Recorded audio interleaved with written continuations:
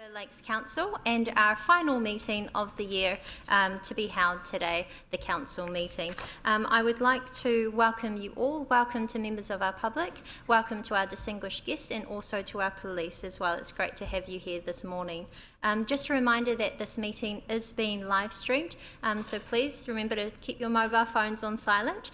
We will take a short break to allow elected members to clear any urgent messages around about 11ish this morning. And just a reminder for those who are here in our gallery that there is no talking or noise to come from the gallery so as to not disrupt our meeting. However, it is such a pleasure to have you here to support the petition this morning, but also to see a little bit about what we do in these big seats of council as well. So very warm welcome to you all. I'd like to invite Councillor Wang to open up this morning's meeting with the karakia. Thank you, Your Worship. Tutawa mai runga, tutawa mai raro, tutawa mai roto, tutawa mai waho. Kia tau ai te mauritu, te mauri ora, ki te katoa, homie, huie, tae kie. Ngā mihi nui, Councillor Wang, thank you very much. I call for apologies. We have one apology this morning from Councillor Kai Fong, who is unfortunately at a funeral. There appear to be no other apologies for today. May I please have a mover and a seconder? Moved by Councillor O'Brien, seconded by Councillor Barker. All those in favour, please say aye. Against, carried. Thank you. Are there any declarations of interest for this morning? Appear to be none. Are there any urgent items that are not on the agenda? Councillor Maxwell. Mayor, we all received an email recently asking about matters that go into agenda from a member of the public, but there's no opportunity to discuss it. You know, I don't call it a minor matter, but it is in the minor matter area. How do we deal with Mr. Adams' request regarding his concern about public, what do we call it? Public excluded. Thank you very much, Councillor Maxwell. That has come through as a logoima and it has been dealt with operationally, but I have also responded as well to note his concerns and to take it into consideration for future meetings as well, so assure that that is being considered. Councillor Waru. Thank you. Yeah, morena, kia ora tātou katoa. Just putting out my declaration of conflict here around the public consultation for the proposed reserve purpose cemetery, seen as I'm a trustee on Pukeroa. So just want to put that on the table now. Okay. Thank you very much, Councillor Waru. We'll note that at the time. There appear to be no other matters, so we will carry on. The first item on our agenda today is a public petition. So I would like to welcome and invite Sarah Cameron from Save Glen Home Group to come up to the table and speak to the petition. And just to explain for those who are here, our petition makers this morning have 5 minutes to speak. Unfortunately, that is quite a strict time, but we hope that that gives you enough time. The petition has been sent to all elected members and we've read through that and seen the many signatures on there, so we look forward to hearing your overview about the petition, and thank you again for taking the time to be here to present in person. So when you're ready, you may start. Good morning, Your Worship. I'm speaking on behalf of Save Glen Home. We are here to present our petition. In the past 3 weeks, we have gathered more than 400 signatures. Residents from Glen Home, and indeed from many other suburbs in Rotorua, are opposing further Kāinga Ora developments in Rotorua for the following reasons. The residents of Glen Home are feeling anxious and threatened. Many have witnessed firsthand the antisocial behaviour by many of those housed in the Fenton Street motels. The residents fear that these people with their complex needs will be housed in Kāinga Ora homes once they have been moved out of the motels. Glen Home is a suburb of Rotorua with a high number of retired and vulnerable residents who simply wish to live in peace. Kāinga Ora cannot give any assurances that their clients will not engage in antisocial behaviour that will impact on the peace and tranquility that the residents are accustomed to. As of 31st of March 2022, there were 12 Kāinga Ora properties in Rotorua housing people with psychiatric disabilities, alcohol and drug issues, youth at risk, and prisoners who are being reintegrated into society. There were a further 85 transitional properties and 680 state rentals belonging to Kāinga Ora. With respect, Kāinga Ora does not have a great reputation as a landlord. Rather than evicting unruly tenants, the policy is to relocate them. Needless to say, this is a lengthy process. In the meantime, decent, law-abiding neighbouring residents have been known to be hounded out of their homes. Darren Toy, Regional Director of Kāinga Ora, was asked exactly how many tenants have been evicted. His response was none. Kāinga Ora insists that those tenants who cause mayhem are in the minority. We question how Kāinga Ora can make such a statement when an Official Information Act request dated 7th of June 2022 shows that Kāinga Ora does not keep records of disruptive incidents. What we do know is that between February and November 2022, Kāinga Ora received close to 6,500 complaints. Now that Rotorua Lakes Council has been granted Tier 1 status, the residents of Glenholme and other suburbs fear that Kāinga Ora will intensify the land by building 3 houses of up to 3 stories without requiring resource consent wherever they can obtain land. Of further concern is Kāinga Ora's desire to build as high as 5 or 6 stories close to the CBD as indicated in their PC9 submission. We take this opportunity to express our utmost concern that it was Rotorua Lakes Council, along with its partners, who requested to be directed to implement the medium density residential standards.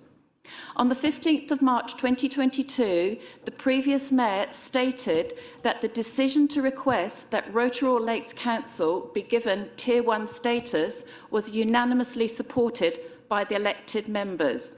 To be clear, this was all done without any public consultation. More alarming was the response from the Government Quality Assurance Panel, who stated that wider engagement with affected parties would have been desirable. In simple terms, the ratepayers and people of Rotorua should have been involved in a decision that is quite possibly the most significant ever made in the history of the Council. Save Glenholme strongly opposes any further Kāinga Ora developments in Glenholme and other suburbs and requests that Council seeks to revoke Rotorua's Tier 1 status in an attempt to restore Rotorua's reputation as an attractive and safe place to live and visit. For those of you who think we, as Rotorua residents, are uncaring, you are wrong. We are supportive of those from Rotorua who are genuinely homeless, but we question the statistics used to justify joining other Tier 1 councils. We are a provincial town and we do not want or need intensification. We do not want to be known as the benefit capital of New Zealand. We do not want to be known for our ghettos. Again, we respectfully ask this council to go back to David Parker, Minister of the Environment, and say no to Tier 1. Thank you. Thank you very much, Sarah. That was very succinct and bang on time. Thank you very much for your presentation this morning. There is an opportunity if elected members have any questions of clarification around the petition or the presentation that's been delivered this morning. You have been very clear in your message, though.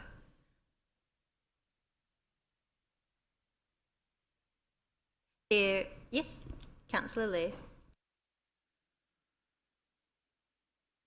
Good morning. Thank you for your presentation. You're obviously well researched on this matter. How did you feel about seeing the plans that rolled out yesterday at the drop-in centre? I'm not sure if anybody else wants to speak, but my personal view of those plans were they were in keeping with the area and not going to, they were of a height that was acceptable, but I don't think the plans are the problem. I think it's the people going in them. It's the uncertainty, it's the unknown. I think there was a program, I haven't watched it in full, about the gangs in Rotorua. Imagine that the people, these elderly, vulnerable people, end up with gang members living next door to them. Imagine they end up with meth addicts. And these people might be in the minority, but if you end up with them, you're stuck with them. And as I said, people have been driven out of their homes. Why should they be put in this position? Thank you. Councillor Maxwell. Yeah, I did have another question, if I may. So your real concern then is your presentation focused on the process that the council went through to enable Tier 1 medium density residential standards. You weren't consulted on it. There are those within council that I've spoken to who speak highly of the medium density residential standards, but the problem is, I think, that this decision was made in confidential, right? And you haven't been in the loop. You haven't been able to participate in that conversation. It's the first you found out about what was happening in Devon Street was when some plans turned up. So I guess your message is you'd like to have been consulted and you'd still like to be consulted. Is that right? Absolutely. Yes. To do with Tier 1, to do with MDRS. Okay, thank you. Thank you very much, and as well as being an important opportunity to share your views with Council, the nature of the public forum, this feedback will also go directly towards the government into kind order as well. Question from Councillor Maxwell. Question. Thank you for your presentation. Just a couple of quick questions. With the 400 submissions, how many of that are other residents, not in the area we are concentrated on at the moment? That's the first question.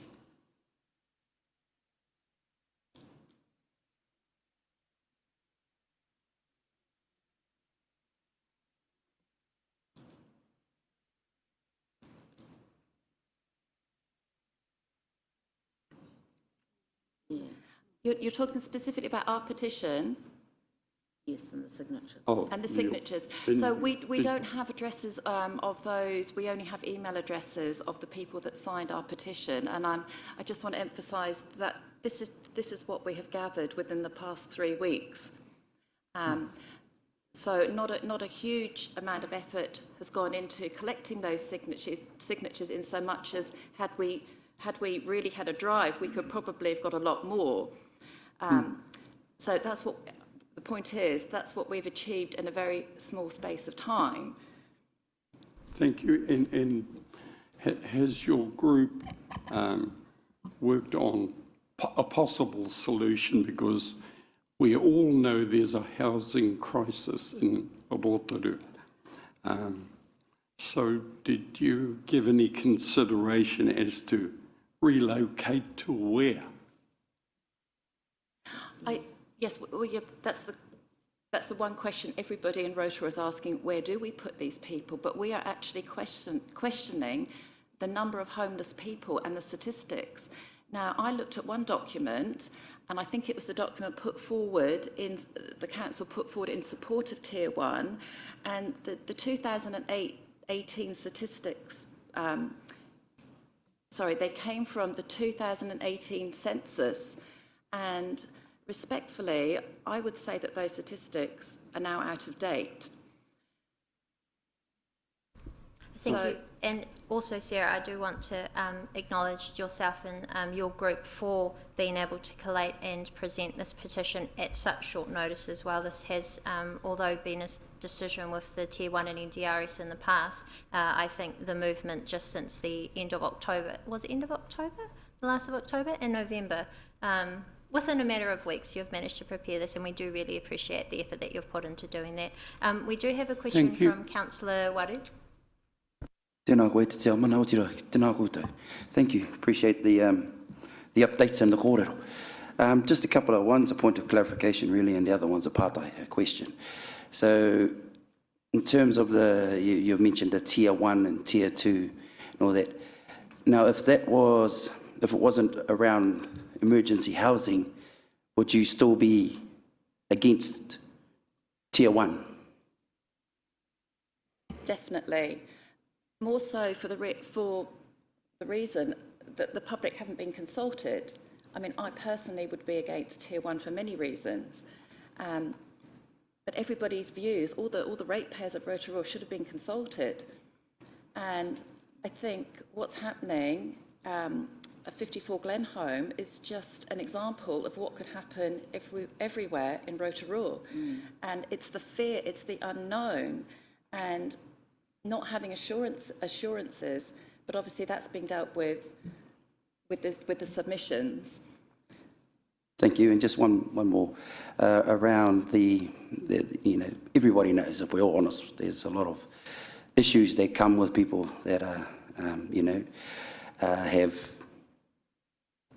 have to take up the emergency housing kaupapa, but not all whānau.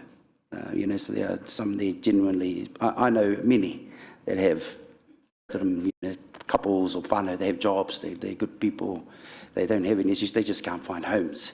So that's one kaupapa. But the other one is ones that have, I think we're calling them complexities, and those are the whānau that I think you're really talking about that may need special attention. Now, I think we all agree with that. They do. The thing is, I noticed in your kōrero, you said, if they are from here, kei te pai, we'll take care of them. I'm of that view too, if I'm being straight with you. But you question the stats around if they are from here or not. Would you then, if we went in, now we have an accord and everything, if we were able to provide some information that actually says, yes, they are from Rotorua, would that then change your mind around things? I'm not trying to change your mind, I'm just trying to put another scenario in front of you.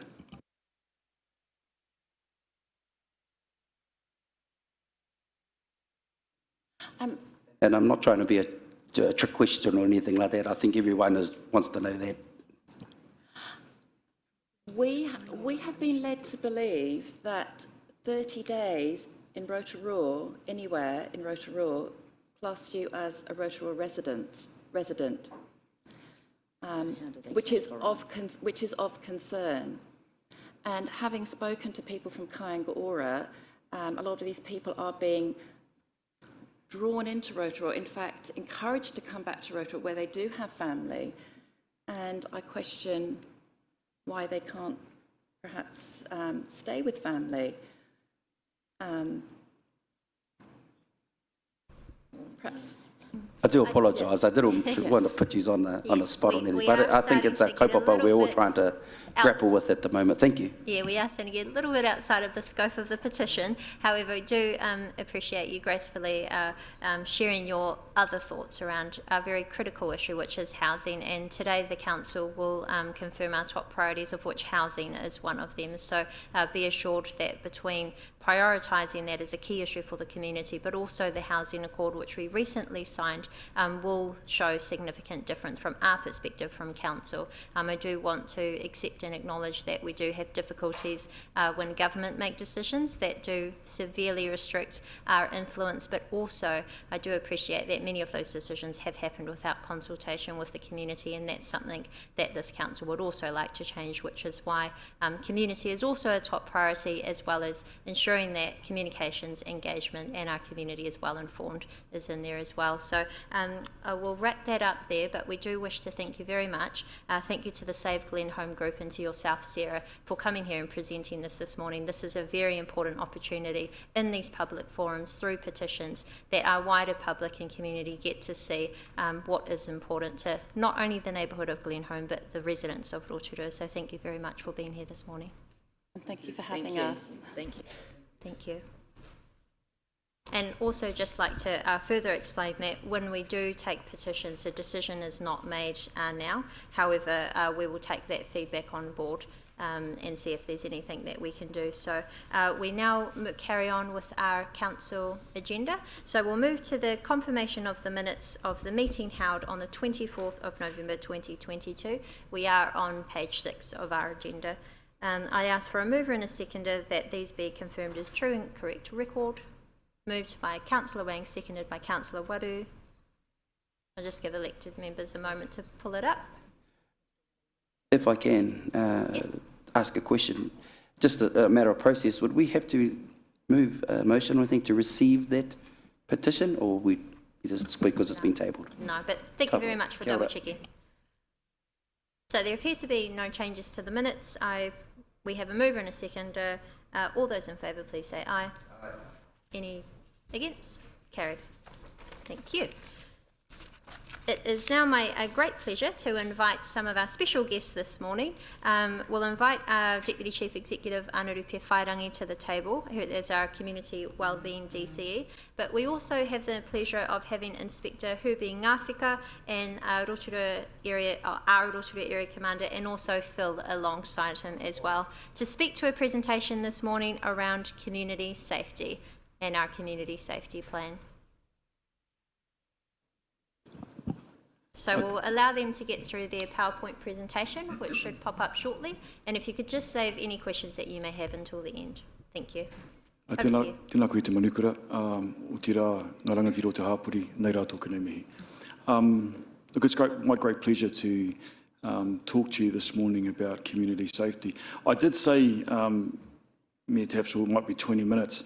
Having met with my colleagues this morning, I apologise now. I don't think it's going to be 20 minutes. I think it might be a little bit longer, given what they want to talk to as well, given that police have the lead in regards to community safety. So what I'd like to do is, we do have a PowerPoint, but we'd like to really talk through some of the things that are on our mind after hearing from our Glenholme residents this morning as well. And Herbie and Phil would like to introduce themselves to you all.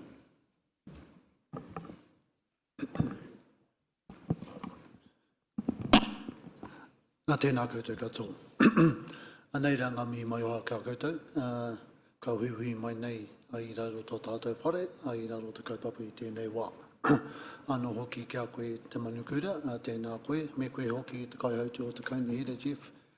Tēnā koe koutou mā, tēnei te mihi kia koutou, tēnā koutou. He uri ahau no te aro. I te tau ko tōku pāpa, ko ngā te unuku kōpako, ko ngā te whakaue, ko ngā te mākino ngā te whakahemo hoki, o ke iwi. Ki tēnei tau, ko tōku mama, ko tūhaurangi ngā te wāhia, ko ngā te rangi wewehi, ko ngā te rangi te aurere o ku iwi. No konei au. Ko lāna hoa tōku pūmau, no te arawa no ngai tahu, ngai tūhoi, iaia, tokurua ngā tamariki, ko tāria rawa ko te manawa. Nō reira, I runga I tēnā koutou. Thank you for giving me the opportunity to be here. So, born and raised here in Rotorua, married to my wife of actually coming up 30 years. In February, Lana. Lana's a local person, grew up in Nongataha. As Don would know, tēnā koe Don. We have 2 children, Tāria. She's a criminal lawyer here in town with Lance Lawson presently. And our son, Te Manawa, who's just completed his Masters and is working with the Bay of Plenty Steamers as a strength and conditioning trainer. We have one mokopuna, and I talk about them because that brings me to why I applied for the role here as the Rotorua Area Commander. I want my mokopuna to grow up in a safe town. No, that's as simplistic as I can make that. And I'll leave it at that, and I'll hand it over to my colleague here, Phil, to introduce himself. Tēnā koutou katoa, ko waia, ko mangawika te manga, ko pupuki I te roto, no tamaki makaurua hau, ahakoa no Ingarangi uku mātua, Kei Papamoa tōku kāinga anaine, ko Phil Gilbanks aho. Thank you for having us. My background is, I guess, I've got 28 years in the police, 29 years in the police now. Started my career up on the North Shore, which is where I'm from. I'm a North Harbour boy. Please don't hold that against me. It's not Auckland, I like to say that. I've managed to work around most of the North Island, to be honest, or the upper central North Island.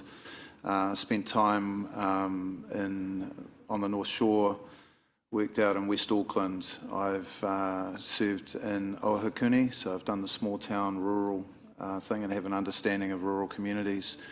I did 10 years as a police dog handler in Palmerston North. Worked in fielding as a sergeant, where I also looked after alcohol harm reduction. I have a huge passion for community. I transferred up to Papamoa as the OC station there, being a shift senior sergeant in Tauranga, so I've got the metro experience. And then got promoted and came over here and did 3 years as the Youth Community and Family Harm Manager for the Bay of Plenty Policing District. And in that time I've also been the Search and Rescue Manager for Bay of Plenty, a portfolio that I still hold. My current role that I've just moved into is the Area Prevention Manager for Rotorua itself. So working very closely now with Herbie and looking after particularly just the Rotorua area, which is great for me because I'm hugely people-focused. Community policing is a passion of mine. I've got strong relationships with neighbourhood support, community patrols, and for me it is about making our areas safe for our people to thrive and grow up in. And what you'll find from me is that regardless of the fact that I live in Papamoa, I will be hugely invested in my role and what I'm trying to achieve here for you in Rotorua. Family-wise, 4 children, two adult children, one's in the New Zealand Army. I've got a daughter who's married, living in London at the moment.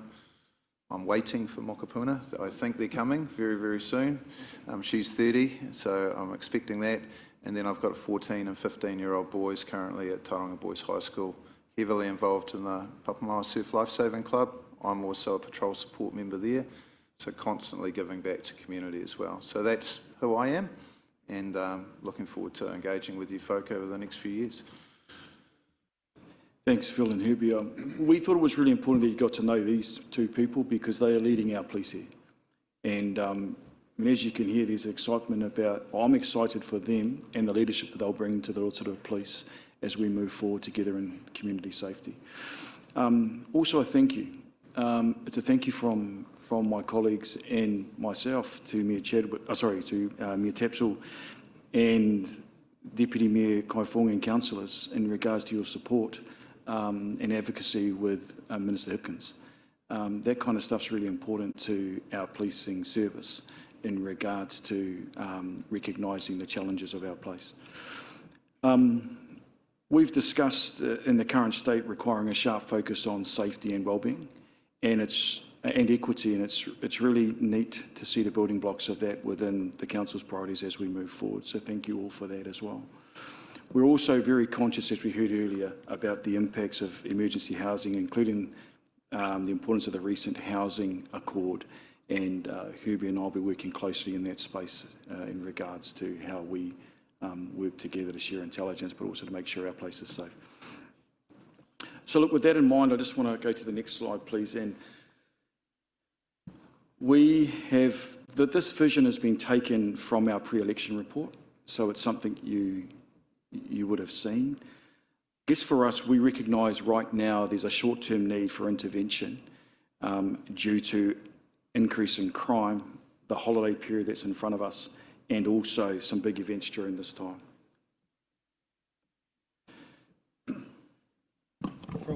From a police perspective, Annette,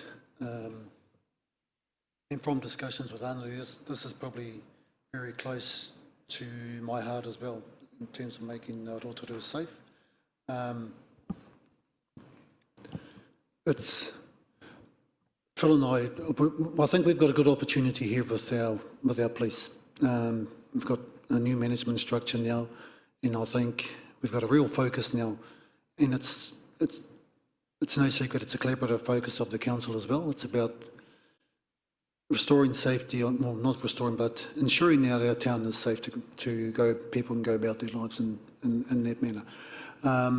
So we're working on some planned as a leadership team, and probably underpinning that will be their collaboration piece with the council and with our other partners around how we can, because it's a community issue, right?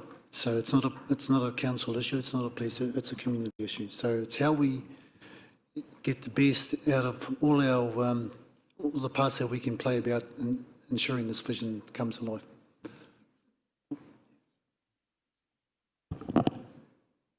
Thanks, Herbie. And look, whilst we're taking a short-term approach for now, there's a long-term view in regards to how we pull together a strategy alongside police and our partners. Thank you, Una, for reminding me about the clicker. Look, this is just to define what community safety is. And one of the questions that we had of ourselves was, how do we, with your leadership, how do we get the 77,400 people of Rotorua committed to safety and wellbeing together? How do we do that?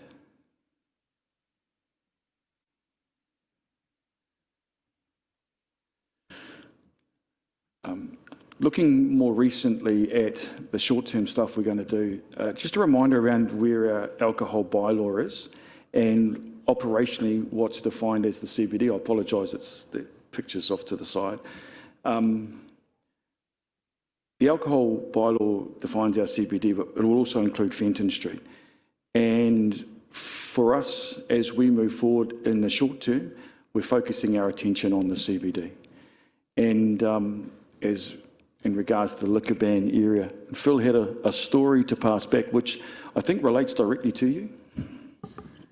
Just so you're aware that, because quite often there's this misconception that police aren't policing the stuff. We had just yesterday a couple of homeless people were at the back of the youth centre, refused to comply with the alcohol ban. And long story short, a couple of arrests have come of that. They'll be, I believe they've been released without charge. There's no point putting them through the court system, but it was actually taking a stand. They were removed from the area. Alcohol was removed, and it was seen publicly that police had taken a stand on the behaviour that had been exhibited at that point. So yes, new, but yeah, as recent as yesterday, our police staff have been out there taking action, as is expected by us all. Thanks, Phil. So what's been really important in this is making sure that from a council perspective that our signs are really clear and that our locations are defined. So drivers of crime and antisocial behaviour. COVID-19 and the socio-economic impact of COVID has been significant here. What we also know is that anxiety around crime for those aged 50 plus is 40% higher than those younger who are below 23%. Just thinking about some factors that drive crime, we know that poverty, high deprivation, mental health where there's high demand for addiction services and housing scarcity has a significant impact on crime. Now, these are things that we collectively will work through, but we'll also need your help in regards to an all of government, all of community approach to that. And obviously another one for us is that access to alcohol. If we look at our offenders that are committing crime, whether it be minor or serious, the influence of alcohol is huge. So that's something that we want to work closely with you folk around is how do we stem the supply of alcohol or the availability of alcohol that's causing our harm in our communities.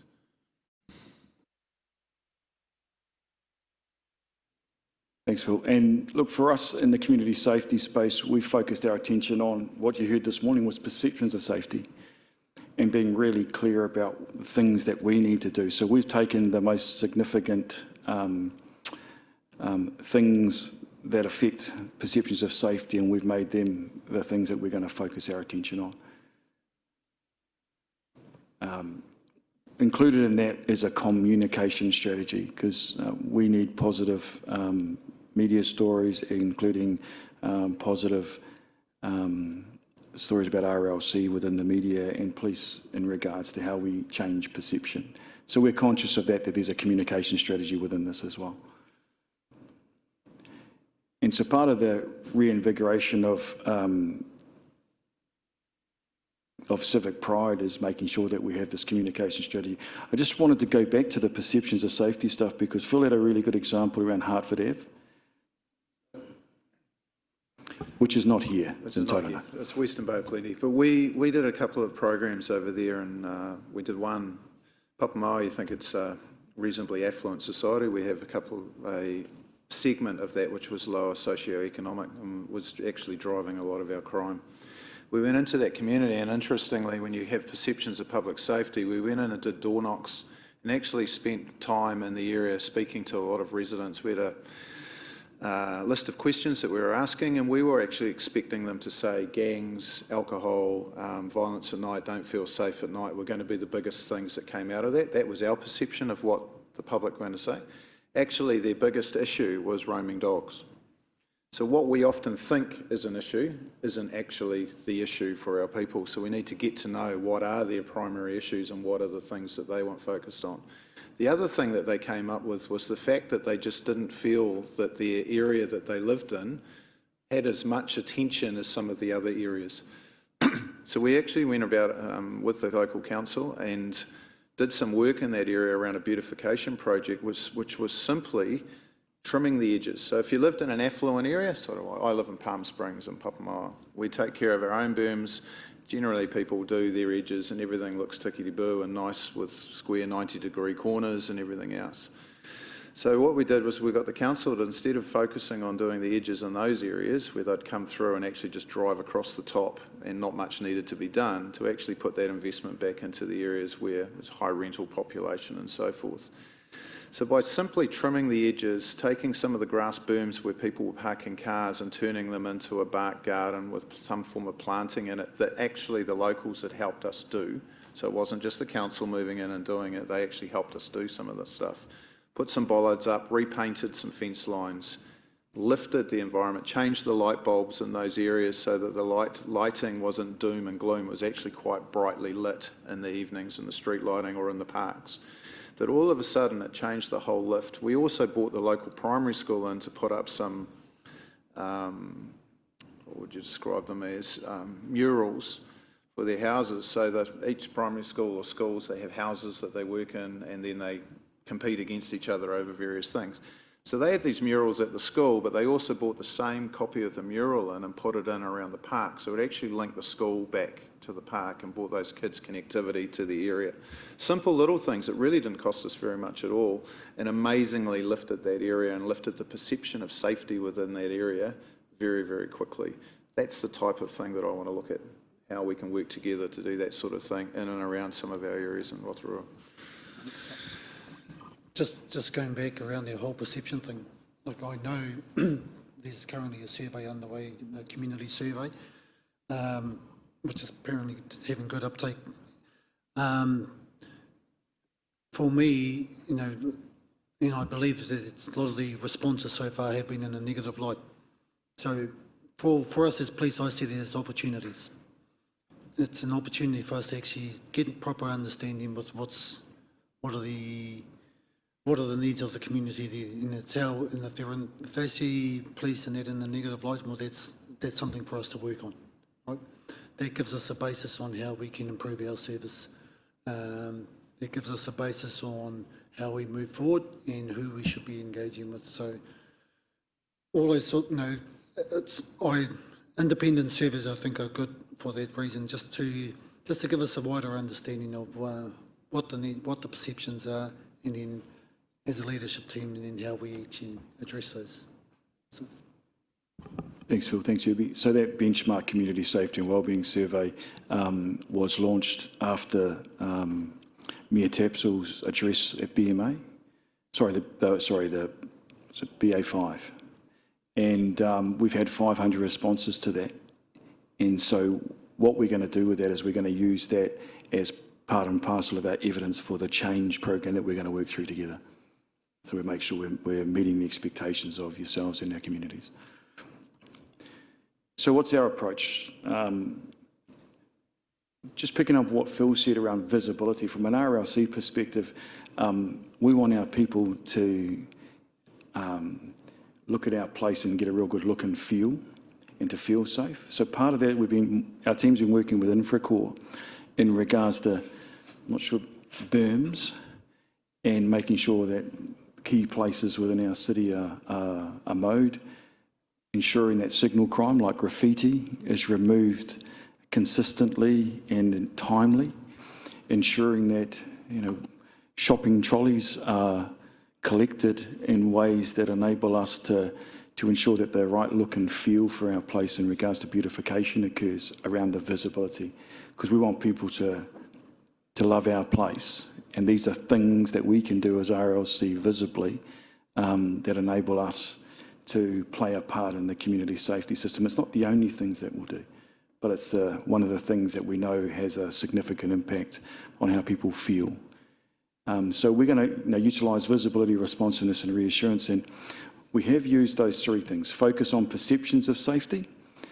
We want to improve customer satisfaction through our service delivery model, and to improve Rotorua's reputation both domestically and internationally as a result of us working together. Just be curious to hear from you in regards to what does that mean for you from a policing perspective. So in terms of our safety program going forward, some of the things that we're looking at is how can we integrate your resources with our resources. So in terms of visibility, obviously we've got a demand profile that we have to look at, and there's some things that we need to be doing better in that respect to ensure we've got freedom of getting our frontline staff and our other staff out. Some of the stuff that we've started doing already is moving some of our other work groups to have certain times when they have to start being visible, particularly in the CBD. Focus on the CBD initially, because if we can reduce crime there, that will dramatically reduce, or the incidences that are occurring there, that will dramatically reduce our overall demand profile. We're looking at opportunities to work alongside the Māori wardens, to work alongside some of your staff, dog control and so forth, and whether or not we can go out together and do some visibility stuff together. We're looking at our intel model and combining intelligence and doing some weekly briefs so that we're all on the same page as to what are the problems that are occurring at the moment and where we need to be deploying our resources. So all of that stuff's coming up. So the visibility is key, how we respond and what is our reassurance. And the other side of it too is that when we're out and about, we don't just want to be sort of in the background. We need to actually be out and about in a position where we're talking to our communities and people feel that comfortable to come to us. So we've got a number of things that we're sort of looking at around whether or not we do. There's been coffee with a cop programs in the future. We have our mobile police station, which is basically a camper van on steroids, for want of a better term, that we can take out into the community too. So for just discussions recently, there's no reason why I can't do my emails, which as we all know in the modern world, we just get inundated with emails, but I can't clear my emails from sitting in that community bus out in Full Block, for argument's sake, or sit in the middle of town. And so people can come up, knock on the door if they want to do something, and then we've actually got a more visible presence and a more engaging presence. So there's lots of little things that we're looking at for quick wins that I'm sure we can do this with minimal fuss to help improve that perception of safety is the big one. And the more visible we are, we know that having police staff out and about in the communities will drive down crime. It's about how we go about doing that and how we can do that with the assistance of others to increase that wider visibility. Just from me then, so around that, so a lot of my messaging to our staff since taking up this role has been around, put it this, all our work groups are under pressure, but it's actually getting them to lift their thinking about not what's good for their work group, but actually what's good for Rotorua. Because this is a whole, this is, well, I see it as an integrated sort of approach to community safety or our visibility. So I'm talking to our staff around, they can all play their part in this. It's not about their own siloed work group and that. We all have a responsibility to ensure that we're delivering the right service to our community. And as Andrew has mentioned, short term, it's going to be around well, I see this as being lifting the profile of our CBD, taking away that negative connotation that comes with our CBD. That's a big focus for me. And I see our response staff staying mobile and being able to attend jobs in the wider area of our Rotorua. With our CBD, this is where the collaborative piece with our resources is going to come into play. This is where we get our foot patrols. We have our community police officer out mobile, talking and engaging with our retailers. And in this, it's just putting numbers back out on the beat. A couple of years ago, we used to put staff on bikes, and it's just another avenue for them to get out and about and cover a great area. Those are the sort of things that we're wanting to implement again. And I'm not too sure if the council were or not. Just last week we've actually started implementing some of these things in terms of running our road safety campaigns. We had an operation last week, Operation Presence, where we targeted all the major roundabouts within the city area. And it was just our staff checking for things like restraints, distractions, mobile phones, speed, impairments, i.e. alcohol and drugs, and that sort of stuff there. One of our staff came back with a comment, and just one of our young constables, he goes, he'd been away on leave, and he come up to me with the comments. He goes, Sue, what's happened? And a member of public came up to me and he thanked me just for us being out on the road actually with our speed radar. And I think that's that whole thing about just actually being seen. So I think, we actually got another similar operation planned again next week, and it's all leading up to, obviously, for our Christmas and holiday period. It's targeting that, the first stage being that road safety and that as people move about the city. So a lot of small steps like that. And just to reiterate, for the one that's coming up next week, the plan there is to actually integrate some of your team with our teams to do some of that visibility stuff there. That's the first cab off the rank. Very simple, foot patrols, being on intersections, but getting us working together and being seen to be aligned, and so we can move forward into 2023. Thank you, gentlemen. So again, with perceptions of safety, what the team has spoken to is more visible police on foot, bike, vehicle patrols in the inner city, but also looking at our other high demand locations of urban shopping centres and public spaces.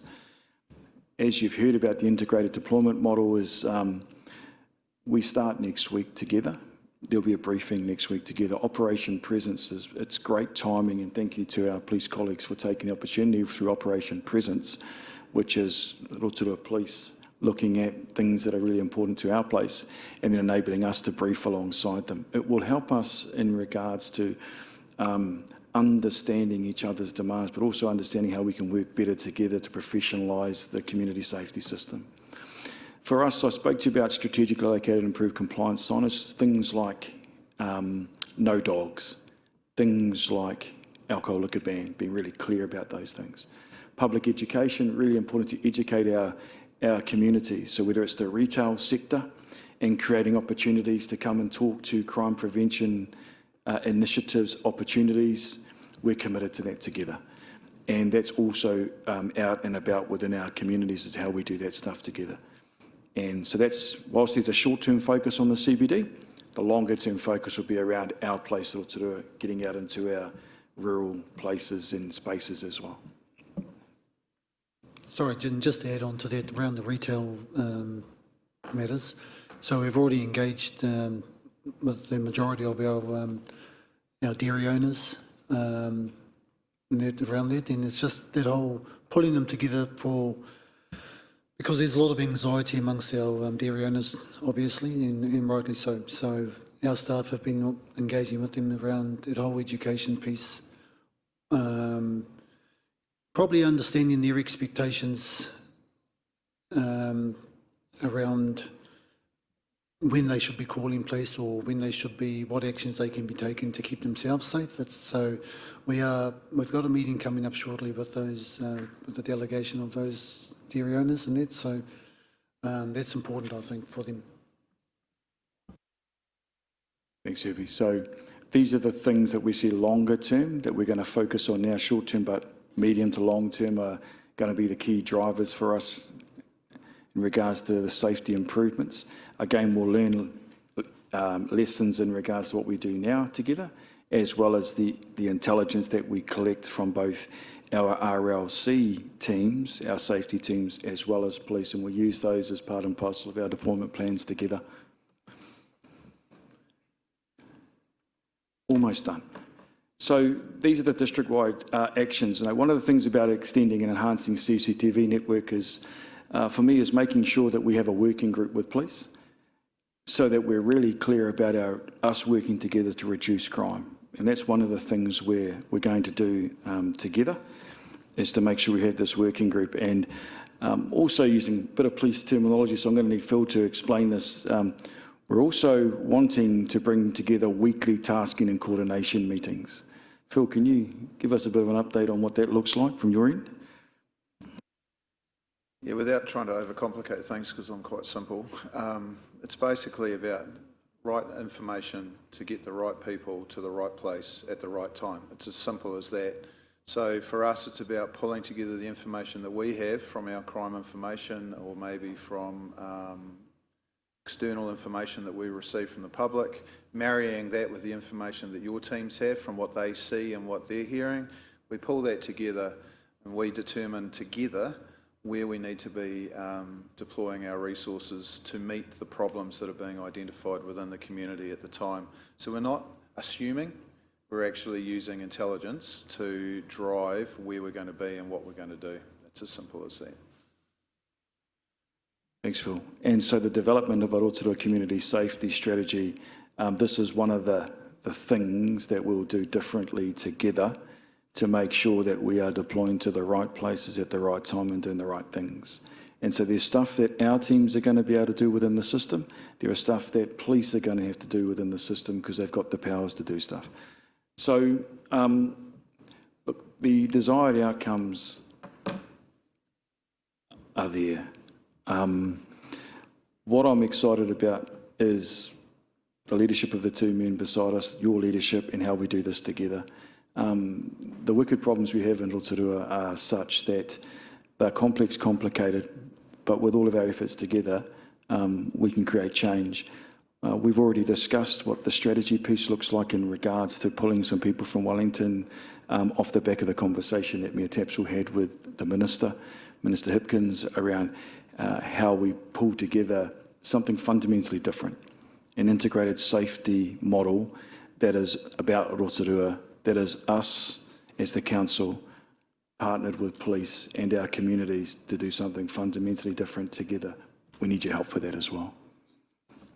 Did you have anything else, Jens? Probably just a final comment from me.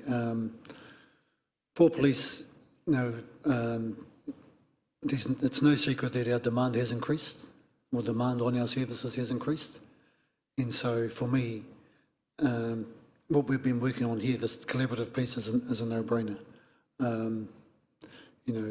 I think we'll get better return on what we're trying to achieve through working together like this. And Phil and I are on the same page around this as well.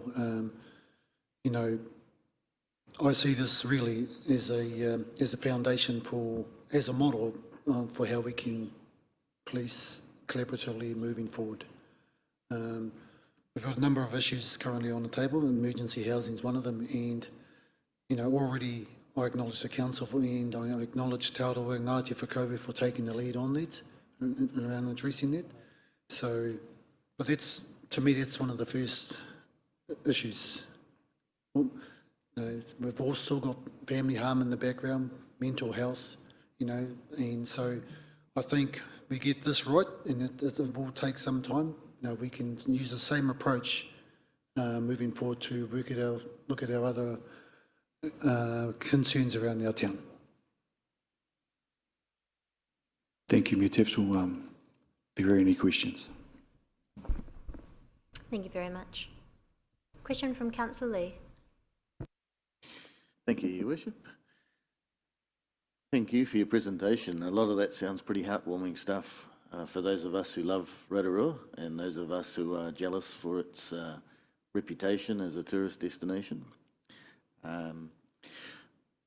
Your demand for services has increased. Are you able to shed any insight on why that has happened, where that extra demand for your service comes from? The common assumption is that it's because of the housing shortage or we've post-COVID.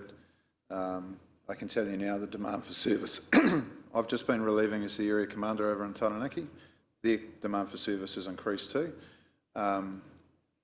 Generally, a lot of it is in the family harm space, but there's more people reporting. We also have a mechanism now in a community where it's a lot easier to report incidents than it's ever been before. You can go online and report. We also have a far higher demand for fraud, where people are being affected in their own homes through fraudulent activity. Now, whether that's using social media sites like Facebook to make a transaction that hasn't been paid, but that all winds up back with us. That becomes a crime that we have to try and sort out in terms of what we are able to deal with and what we aren't. Alongside of that, everybody's got cell phones now. So as more and more people have cell phones and more people have access to that, naturally our demand has gone up. Because it used to be, is it really important? Do I really need to report that to police? Whereas now people tend to report everything. So we have our constant demand keeps going up, and then on top of that you have these other social factors that get thrown in as well. So it's about managing what it is and expectations of our communities, and at the moment the communities highly expect us to be able to respond to everything. So through this visibility and being honest and open and having conversations, we may bring some of that peripheral demand down so we can actually focus on what is truly important. And that's, I think, where we're struggling as an organisation at the moment. And with the dynamics in Rotorua, it's just exasperated a little bit. I have faith that we can make some significant change.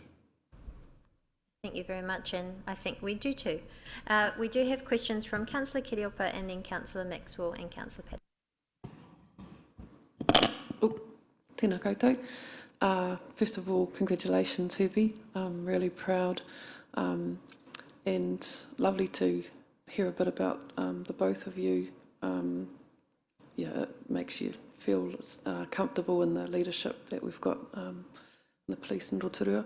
And I just want to say thank you very much for raising, Anaru, that prioritising equity within council services, public services, and our level of public services is all interrelated in terms of strengthening our communities, creating resilience and helping to reduce crime. Because I've raised that and it's in our priorities, and I'm happy to hear the support for that. My question is, as we've heard today with the earlier with our petition, there is a real concern around lack of information, and people are asking questions about who we've got in Rotorua currently through the emergency housing, and just I feel like it's relevant in terms of the perceptions of safety. There are questions that have been asked in different forums that there doesn't appear to be the appropriate information about, and my question to you is, do the police locally feel like they have the information that they need to understand how to stop things accelerating in terms of, and I took specifically, we've known for a while that Tauranga has been the gateway for meth into the Bay of Plenty.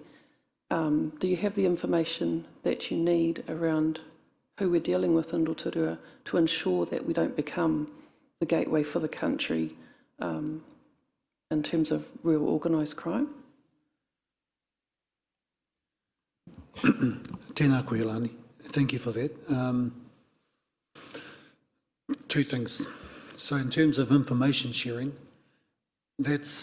unfortunately, that's been an ongoing issue for some time, as you probably understand. Been with the Oil Government Group at the moment around emergency housing, that's very topical there. And having attended the recent hui down the Tama there around emergency housing, there was a really big focus or concern from Ngāti Whakaue as well, the lack of information. So, that question is very pertinent. For police, we don't have all the information, and that's been a big bugbear of ours in terms of who's come into the community. Unfortunately, we find out those answers when we have to attend jobs for, recently as some examples, for uplifts of children, gang members that have come in. We won't find out until after the fact. So that's been a big talking point around actually getting better information flow between our government partners. And it is a work on, and it's certainly been driven well by Ezra in that forum. In terms of who's coming into the community, like in regards to organised crime, methamphetamine. Without trying to put the wood on things, I think we do have a good handle on what's coming into our Rotorua. Meth is an issue, make no mistake about it. Unfortunately, it gravitates towards our lower socio-economic communities. But we've put in measures around that as well. We have stood up a program in Murupara. Our whanaunga out there are struggling with meth over there, and so we've got a program in place around that to address the consequences or the harm that comes from meth. So that's a big piece, and eventually the next phase of that will be to have something for Rotorua, and also that's been extended out to Eastern Bay of Plenty as well, where they've taken on a similar type program. So yes, information is still a concern, but I'm quite happy that we have a good grip on who's in our community in terms of our organised crime side of it. But notwithstanding that, we're always constantly having to keep working on that as well. So I hope that answers your question. Thank you. Councillor Maxwell. Thank you, Anaru, for bringing forward this very timely presentation, especially before Christmas, New Year and summer. And also it helps against the perception sometimes of safety. But before my question, I want to congratulate Herbie. This is my first opportunity when I heard the good news about you getting the position here in Rotorua. Indeed, Te Aroa, very proud of you, and so I wish you well in the position, but I'm going to take up one of Phil's suggestions, and he said out and about in the community and visibility. Well, you were very visible in our Ngāti Rangi Wewahi Kapahaka group for many years in our front rows, so there are vacancies there if you need to consider it. Please give it some thought. We had 6 policemen in our rōpū at that time, and it did help our young people that were participating with us. Again, congratulations, Herbie. Kei te mihi. The question I have is regarding organisers who do events. That's another way of showing that your community is really alive, vibrant, and I want to ask that, and I'm aware that you're involved, the police are involved with us. We're celebrating our 25th Lakeside next year, and of course each year we want it to go successful and well. All I ask is that with your support in that, not to be too harsh on the 95% who are there behaving, enjoying themselves, for the 5% who are going to come and try and spoil it. We're going to do everything that's required of the fencing and all those kind of things. All I ask is please be a bit more kind on our 25th celebrations. Kia ora. Were there any questions? Okay. Councillor Patterson, followed by Councillor O'Brien and Councillor Waru. Thank you, Your Worship. Kia ora, gentlemen. Great presentation and well done, Herbie. Really, as Councillor Maxwell said, it's cool to see you at the top. You're a good Rotorua man, and I'm sure you'll do well for our people. My question for you, Phil, you mentioned, I think, if I got it right, that alcohol supply is an issue, particularly with Fenton Street. Would you see our role as council involved in that being reducing the number of alcohol suppliers or that are currently there, or just being a bit more mindful about how many licenses we hand out to supply more alcohol?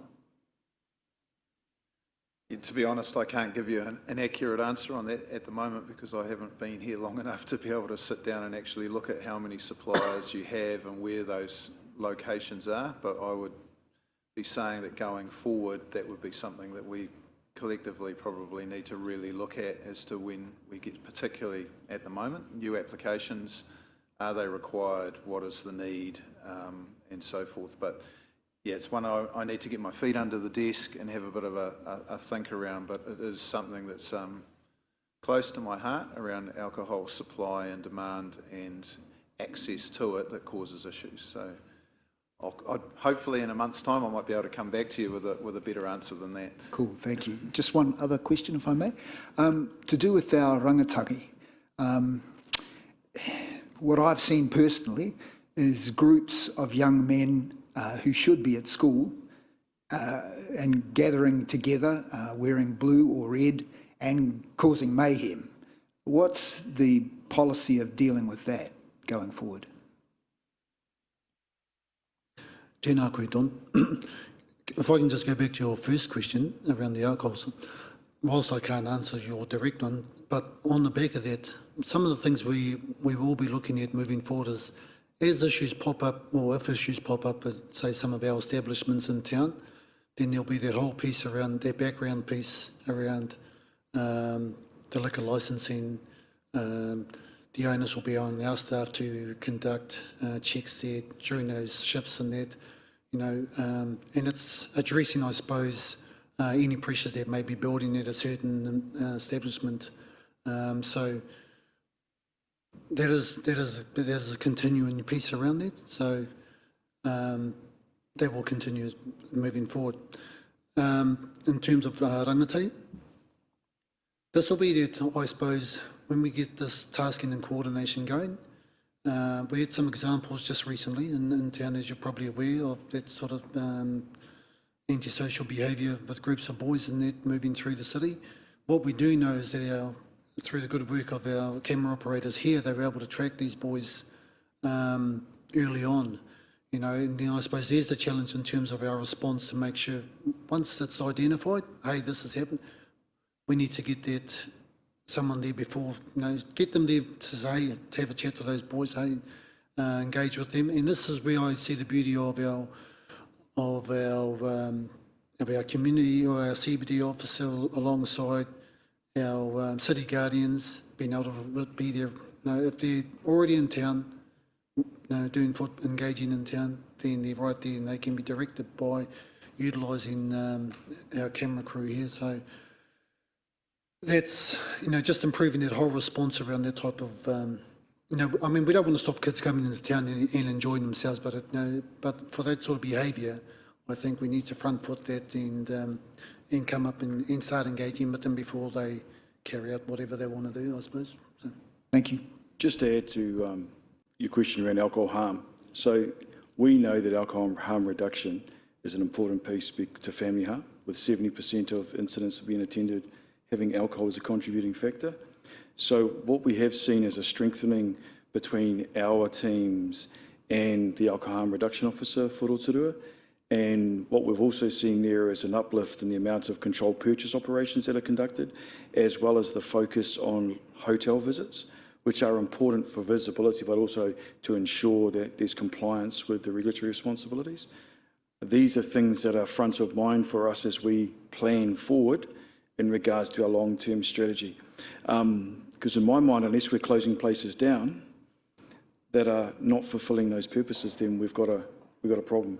Our teams are committed to that, and we'll work together in regards to the longer-term strategy. Councillor O'Brien. Thank you, Your Worship, through the Chair. Thank you, Anaru, for your exciting work. Congratulations to you and your team. Congratulations, Inspector Nafika, on your appointment. Thank you, Phil, for your comments and words today. If I can just talk very quickly on a couple of, we talk about perceptions of safety. The perception I feel, and during, if I could just take it back to the election campaign, I didn't really have a lot of people complaining about roaming dogs or unmowed berms. I think I had mainly was about organised crime, which is essentially gangs in Rotorua, drugs, alcohol, and mental health issues affecting innocent people. Again, I don't expect you to come up with magical answers for everything that's not in your periphery. I suppose some of my concerns is who's been missing from the presentation who I've heard today, such as justice, parole, PARs, prisoners, 501s. These are issues that the community see, and I'm sure there's probably future work where you're planning on to address some of those. But what I would ask is, what's the next step? I think the concern around perceptions it's not, there's that word, it's crime has actually spiked, and particularly down on affected by Fenton Street's issues, but that's not to say that it's all from inhabitants in that area.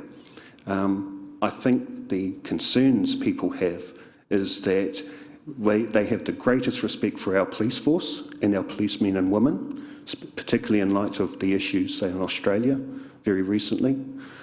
You have the greatest respect in public perception.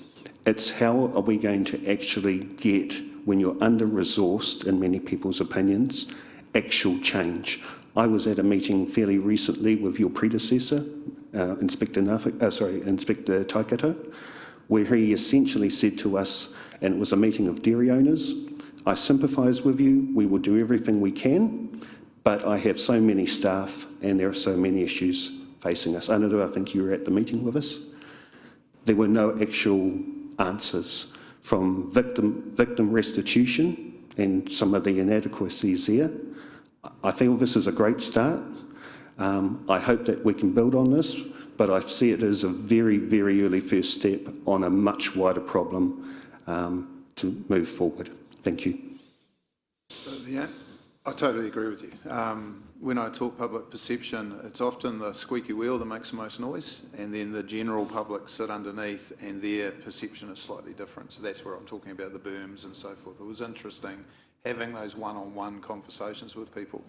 Crime is definitely an issue. It's an issue across the country. It's, let's face it, it's in the media all the time at the moment. It's hugely topical. For us and for me, yep, we can go and campaign for more police staff. But if you were to have a police officer on every corner, you've still got crime. New York City is a classic example. I've been to New York. You can walk New York and just about on every street corner you'll see a couple of cops standing there. They've still got huge crime problems. They went through the process of doing 3 strikes. The broken windows policing is what they called it back then. Had a drop-off, but then things happen like COVID and everything starts spiking again. So it's about, and I totally agree with what, I think the biggest thing from what you said is around getting everybody to the table. This is the start. So us coming together saying this is what we're going to do is the start. The next stage is getting the likes of health on board around mental health and what they're contributing and how we do that. I've got a couple of ideas around some plans that have been done throughout the country around a quick response team to mental health. How can we maybe assist with putting something together like that? These aren't quick fixes that are going to happen in the next couple of months, but certainly as we progress this plan together, it will be involving these other agencies and trying to bring them into it as well, because we're not going to achieve it on our own. Even if you were to go and campaign and give us another 100 police staff, it's not going to fix the issue because it's an ingrained societal thing. What we need to be changing is mindsets, and we need to be doing that all together. Just about the best I've got for you. Just to add to that, so how do we get the 77,400 people committed to safety and wellbeing together? And this will be form part and parcel of our long-term plan, but we actually need your leadership, and the leadership you're showing now and into the future is critically important to us. I think also for Herbie and I, we sit on the Rotorua All of Government group, and part of that, talking about sharing data and having the right data to make informed decisions becomes really important. But your advocacy as well becomes really important for us so that we can do the best job for our place that we can across those spaces. Because if we think about the gaps, the underinvestment potentially in mental health, addiction services, family harm, we are going to need your advocacy and support and leadership as we drive forward into those spaces around community wellbeing together. Because bearing in mind, one of the things I spoke to the last council about was 61% of our people are living in high social deprivation here. It's a significant number. And so through your leadership, I think we can do some stuff together differently, and it's that approach. So the approach that's been taken to the housing accord by the Mayor and yourselves is a great step forward for us. It gives us the tools to be able to help our communities as best we can. Thank you. Look, we are going well over time and we have a very full agenda for our final council meeting. So I'll just take Councillor Waru's question or point and then we'll move on, please, elected members. Thank you. Te manukura tēnā koe o tira tātou. Kia ora koutou. Ka nui te mihi I tēnei kōrero whakahari kua ngākau. He mea I tiaki te hapori o Rotorua. Nā rei kai te mea tura kia koutou. Te toko tori o Ngāti Piriki mana koutou katoa.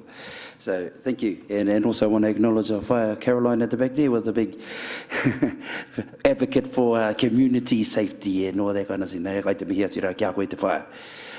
But kia koe hoki e te matua e Herbie, koe ke ki te rā taumata o te area commander. But most of all, because you're still the chairman of Rotorua Boys High School. Kia ora. The question I have was, and it's kind of gets into what Councillor O'Brien was talking about, was around resourcing. So I understand there's manpower and all sorts of kind of resourcing. I'm hearing a lot of stuff about educating and changing mindsets of people in the community. What's the process in terms of allocation of resource that you have at your disposal? Tēnā koe Rawari. In answer to that, well, basically, in terms of resources, we have a whole station. And this is what I was referring to earlier about, it's not about our frontline troops or our youth aid team, CIB. They all have their core roles in there, but it's actually, again, what's best for Rotorua. And this is the thinking that I want to get them to, well, this is what I will be driving them to. They all have a part to play for Rotorua in this sense. So, I mean, yes, we've had an increase in demand. We have a number of avenues. We have our district deployment centre, which can pull staff in from across the district. But for me, it's actually about us front-ending it, front-footing a lot of the things that we want to do here.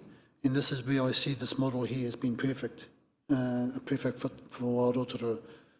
By using the resources that we can pull together there, it actually creates our own little workforce within that workforce. Then we still have our Rotorua station staff out there responding, educating, dealing with our rangatei, organised crime. I mean, to me, look, this is a no-brainer as far as I see us moving forward. A community, I see it as a community solution to our problems. So. I know it's a short answer, but I hope that answers that. No, Kapai, thank you. So what I've heard there is ability to shape and form a purpose-fit Rotorua solution around our community safety, and that's really, really cool. Ka nui te mihi. Kia ora tātou. Kia ora. Well, thank you very much to you all. Ngā mihi nui ki a koe, to Phil and also to our Rotorua Area Commander, Herbie Ngāwhika. It's a pleasure to have you here this morning. Thank you very much for taking the time to go over the PowerPoint presentation with us today, to share a little bit more about how we can work together, but importantly to share a bit more about the hard work that our police colleagues are already doing within our community. I think it's really important, some of the key messages that have come from this presentation this morning, and I think that it is hugely significant that we are looking at integrating our resources, sharing and using intelligence, and of course that increased visibility. Those all align with the requests that I've also also given and sent to Minister Chris Hipkins for police as well. But this is a new council around the table that is interested in taking action and putting time and effort into things that will see visible outcomes for our community. So we look forward to continuing to working together in the future. Thank you very much. Kia ora. Now, elected members, we do have a number of other items to get through today. I am aware there may be some people in the gallery who want to hear about an emergency housing update. So if you don't mind, we might just take that update before we have a short break. Okay. So I'd like to invite John Paul Gaston, Deputy Chief Executive District Development, up to the table to speak to his presentation that he has for us today. And this is around emergency housing update, and we are on about page 12 of our agenda.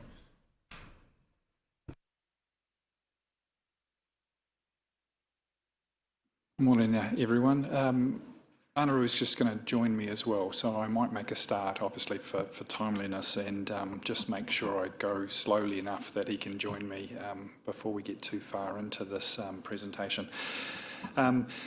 Just, I suppose, an opening, and maybe it's a bridge between the last presentation and this one. The other change, which we've talked about people and locations, we've talked about the type of people and behaviours that are being concentrated in certain areas, but we've also had, on that demand side, a 9% approximately increase in our population since 2013. So from a direct resourcing question, that's probably an issue that can be raised with the police and through the police to government. 9% more people here, and obviously we've got some concentrations of some issues within our population, but clearly part of it fundamentally is growth. So just as part of this presentation, just really wanted to touch base with some of those key objectives around the accord that's recently been signed. So just where do we match up now with some of the actions that were included in that, which are a continuation in some cases of work that was already underway, but it's really putting some numbers to those objectives that we've got on that. We've previously presented on our regulatory approach, 3 boxes and 3 parts, Building Act, RMA and obviously District Plan. So I'll just recount where we're up to on that. And really that does lead to those council actions of how we're following through on that. So I just want to give a specific update on that. And more importantly, from my previous presentation, we had talked about coming to you today with some options around what we might do with emergency housing as a plan change. What I'm proposing now is to delay that. So I just want to give you some explanation around that. And then finally, just summarising off this presentation. So there's a lot of words on this slide, so I'll go through quite slowly, and then there's probably another one that just kind of summarises it behind. If you recall the accord that you saw and has now been signed between Te Arawa, Whakaui, Council and the government, had 2 main objectives. One was around the care and well-being of those people in management and in emergency housing, but equally also a direct link to that is the need for housing supply in our community. And I suppose just an opening, we've just got to be careful about making sure, and some of the comments that we hear often is this direct linkage between emergency housing on Fenton Street and the exact numbers and the public homes being created. I think that misses a really important statement, which is, yes, those people need homes that are currently in emergency housing on Fenton Street, but we have a large proportion of our population that sit on the housing register which are in housing distress. So whether they're overcrowded or they're paying way more than they can afford on rent and are genuinely looking for some sort of affordable, assisted or public homes. So our housing register is close to 1,000 and it stays quite high because of a whole bunch of socioeconomic problems within our community and the challenge of our costs around rent particularly and availability of homes. So it's not a direct link, it's actually an intrinsic and systemic problem we've got around housing in our community. So if I just go down through that, and we've talked about how in the past we haven't had clarity on the numbers of people in emergency housing. The government has now started through MSD to provide us with a regular monthly update. in which they're able to tell us and track the number of people who have been, or households which have been in emergency housing. So a peak earlier this year was, I think it was March, 363 households in emergency housing. The most recent figures we've seen, and they're just checking those for November, has seen that decline to 168 households in emergency housing. As part of that reduction in those numbers, MSD has sought to consolidate people to support our general objectives around saying, hey, they need to be in safe, well located and not mixed use motels. They've reduced the numbers of motels from a high last year of about 46 down to a current number of 26.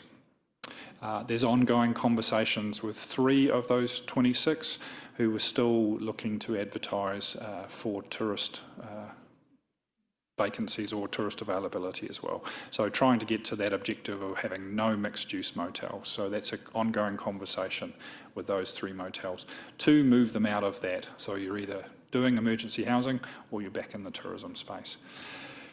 And I'll talk a bit more about how we've now been working our way through. So our first tranche of inspections and confirmations have been undertaken. So 10 visits have been made to motels, or multiple visits to those motels, to confirm that they have now exited from EH and are not providing tenancies. So that is a move back to their consented, permitted activity, which is as a tourism accommodation provider. So that process is underway. Now, if I flick to the other side there and just talk about the public homes and the availability of homes. Now, we've talked about how we're missing housing types across the full spectrum, whether that's affordable, public homes, smaller homes of different types, right through to even more lifestyle blocks. We've got a housing shortage across the full spectrum. So just picking up on some of the key ones there, and you've heard before from Kāinga Ora, that they currently have a pipeline of sections on land they own and homes, and a program of homes they're intending to build over the next couple of years of about 330. They're certainly starting to look out beyond 2024, which was when their targets were set, and I know the government will be talking about targets for 25 and 26 in next year's budget. So an important next step as well, to not see this as an answer in itself and a complete one. Probably separate to that, and as I say, a lot of the conversations have been around Kāinga Ora and their build, but operating out in our community are a number of community housing providers, CHIPs as we call them, but equally there's a number of iwi trusts who are seeking to create and build papakainga and other affordable housing options as well. So facilitating a lot of those have been the Ministry of Housing and Urban Development or TPK. So 2 key government agencies working closely with community organisations to unlock whenua land for papakainga, or to work with community providers to make additional housing.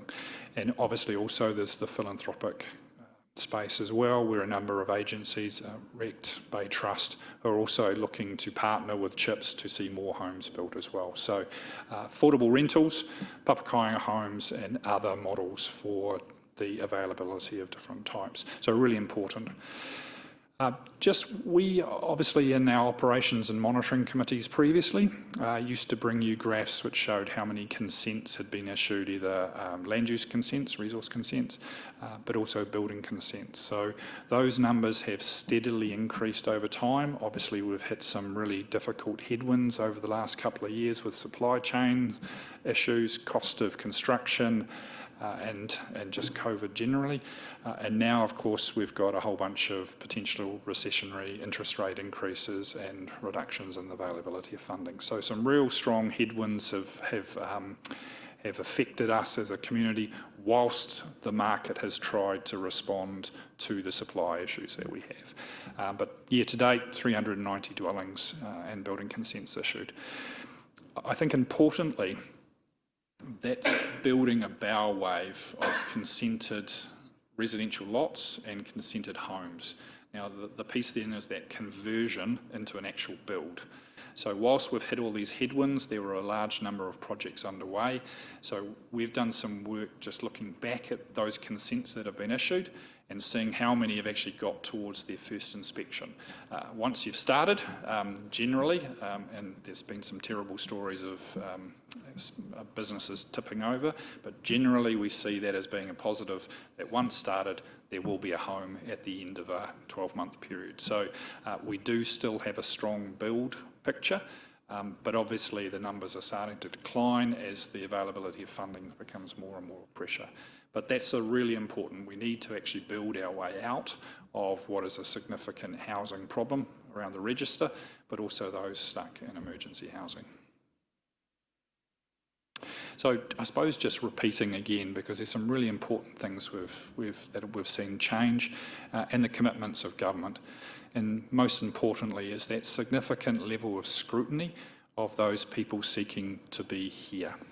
So with the hub, the scrutiny provided, the extra pressure on what used to be the market that operated, a large number of motels advertising for emergency housing placements. So all of that is being challenged by MSD and their partners through the hub. So really important. You need to be here for a reason, and a really clear reason. So that's been an important change, and has had probably some quite significant impacts on those numbers that you've seen. So this really leads to this piece, which is really critically important. So that reduction in the number of households that are in the unmanaged motels has almost halved, or more than halved. So that's a real critical change. So as I said, that was March for those number of households, 363. It actually had come down from a high of in December, I think, of last year, of about 370 odd. So this was just this financial year change. So really big change, and that would have had a visible impact and change on Fenton Street for those people in that vicinity. So with the reduction in numbers, and more importantly MSD actively trying to consolidate the people into the better managed, better run, better placed motels, we've seen a reduction in the number of motels from a high of mid last year to now approximately 26. I mentioned earlier the pressure going on the 3 remaining motels that are still advertising separately for tourist visitors. Really, as MSD starts to move down those numbers, they've got a really important opportunity now to say to those 3 motels, if you want to stay with emergency housing clients, then we need it not to be mixed use, because that was such an important piece for Rotorua's tourism sector and our reputation moving forward. Talked about Kāinga Ora, who have a number of sections, and again, even with their public open day yesterday, talking about Devon Street, just identifying where those homes are, and there is a large program that they will focus on over the next 2 or 3 years. I mentioned previously that really important, and this is more of a longer term one, so this is probably a 5-year view, but it continues to grow. So this is the current numbers that between HUD and TPK, where they're looking to partner directly, particularly with iwi trusts on the develop of affordable rentals. So a really important step here, and this group probably continues to grow at a faster rate than the Kāinga Ora build program as well. And as I mentioned as well, at the moment we're still seeing those consented and started homes continuing to move forward, but that's not to say that we can't continue to provide that necessary support as much as we can around enabling a quick and easy consenting process, and making sure that we're not creating unnecessary delays for people. They've got enough challenges just getting a builder and getting a confirmed price and getting financing to keep building their own homes or add an additional dwelling. So really important that we keep an eye on what's happening in that space and making sure we're doing the best we can to enable that housing development in the market space. So I'll change tack now, and Anaru and I presented this at the last meeting, just saying, look, we've got 3 legs to our regulatory approach, and we've talked about the need to use the RMA and that regulatory approach around consenting as being really important. We've talked about the Building Act, which needs to work in parallel to that around the quality of the facilities in the buildings, and obviously the last piece is the necessity about saying, do we need to introduce to the district plan a specific definition around emergency housing and any additional rules in that sort of space. So as you know, I'd mentioned it last time that we were waiting on a Building Act determination around one of the motels. At that time, we had received a confidential draft of MB's determination, but that's now going through the various stakeholders consulting and giving feedback on that draft. So we are hoping that will be concluded and we'll have that determination by early next year. So if I go back to our regulatory approach, and again, this was a slide we put up last time, very much for us, it was a case of making sure that as we see MSD and HUD and Kaingaora starting to address their elements, and again this is captured within the work that was identified in the Accord and the objectives of the Accord, we would make sure that we came along behind and made sure that as these premises exited, we were clear about they have exited, they know they've been seen to have exited, we've noted that on files, and they are very, very clear that if they seek to rejoin the emergency housing space, they will need a consent before they begin. So they cannot just simply drift back into that emergency housing space. So this is the line in the sand, and obviously having done those steps, done those inspections, made those notifications, we're in a strong position to take legal action for any who do seek to restart. So again, just and this is where Anaru and I work together. So some of my team join Anaru's enforcement team. So they're the ones that have been undertaking all of these inspections. So to date, they've been out and visited multiple times and confirmed or worked with the first 10. So I've talked about how that reduction in numbers has been 20 by MSD over the last year. We're now getting into a case of saying this is the first tranche, and those who are getting those visits, and we're confirming whether they have any tenancies or they have actually exited from emergency housing. So making sure that's very, very clear, and also making sure that information is available to real estate agents, on property files, everywhere we can about the consented versus non-consented activities. So the next tranche will kick off mid-January, so it'll probably be another 10, but we will need to obviously check back in on those first 10 to make sure that the behaviour has changed and there hasn't been a drift back to either tenancies or emergency housing clients. So we're looking to the support of obviously MSD, but we do have to continue to inspect in that space. And obviously just the other part of making sure that system works is just the general community awareness of what has changed. So those first 10, 7 at this stage have received their confirmation letters that they have been inspected and they are not involved in emergency housing or tenancies. Some of them actually were never involved, but they just wanted that official confirmation.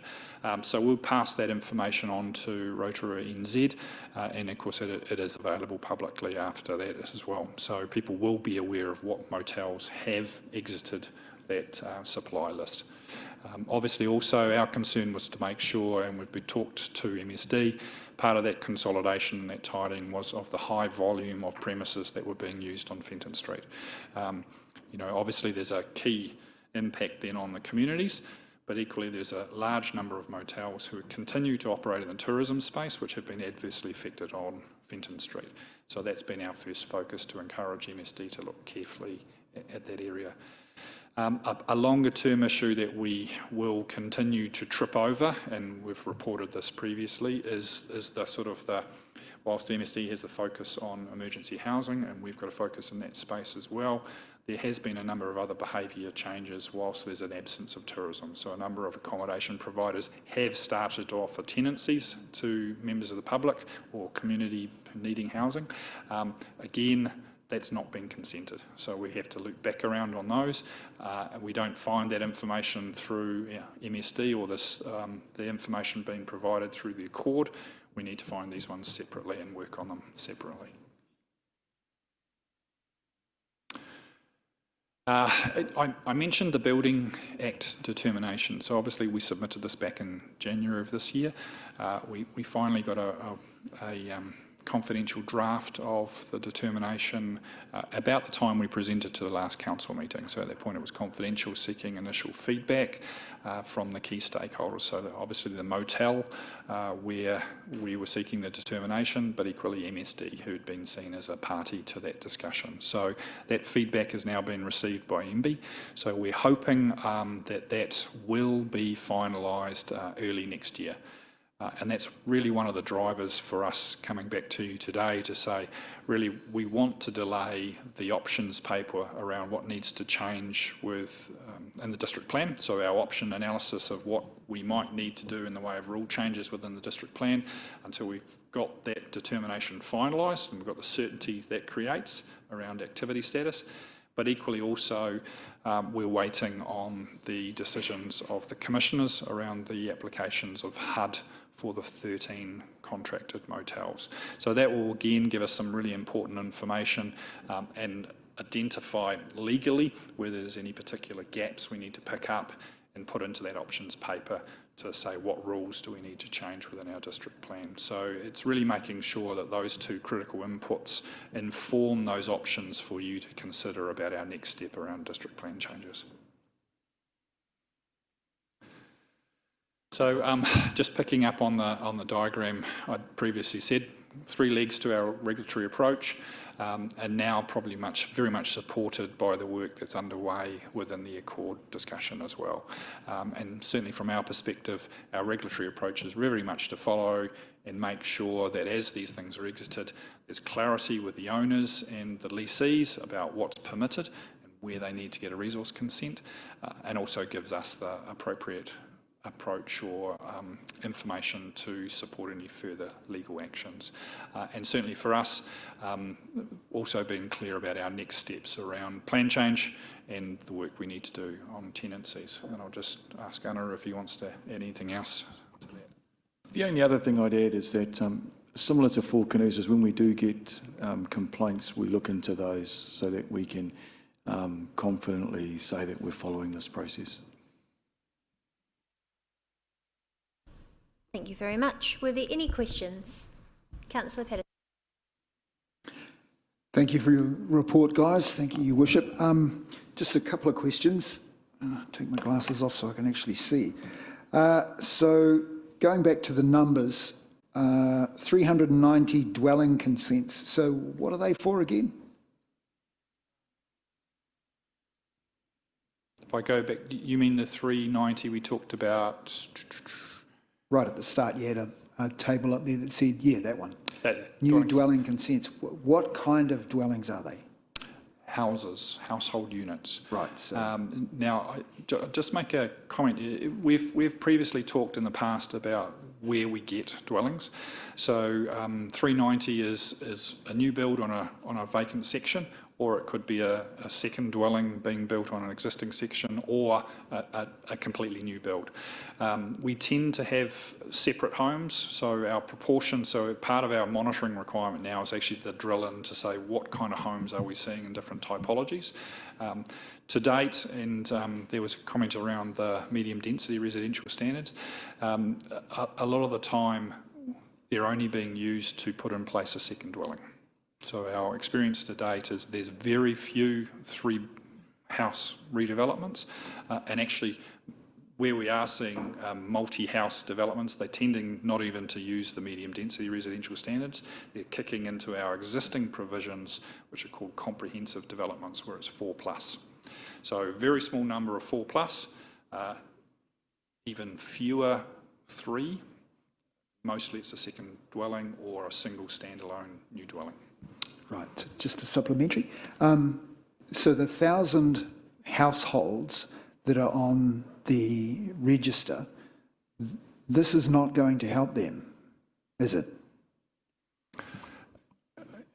It does, because a number of people are also creating additional rental properties or moving to different homes. So it's all about the health of our housing market and housing availability. So we've talked in the past about the availability of care homes and new places in the 55 space. It creates that pathway for someone to move out of an existing family home to a smaller unit or into a greater care environment, which makes it more available for someone to come out of a renting to buy a first home or a first home buyer. So there's a continuation of a whole system of change within our housing network.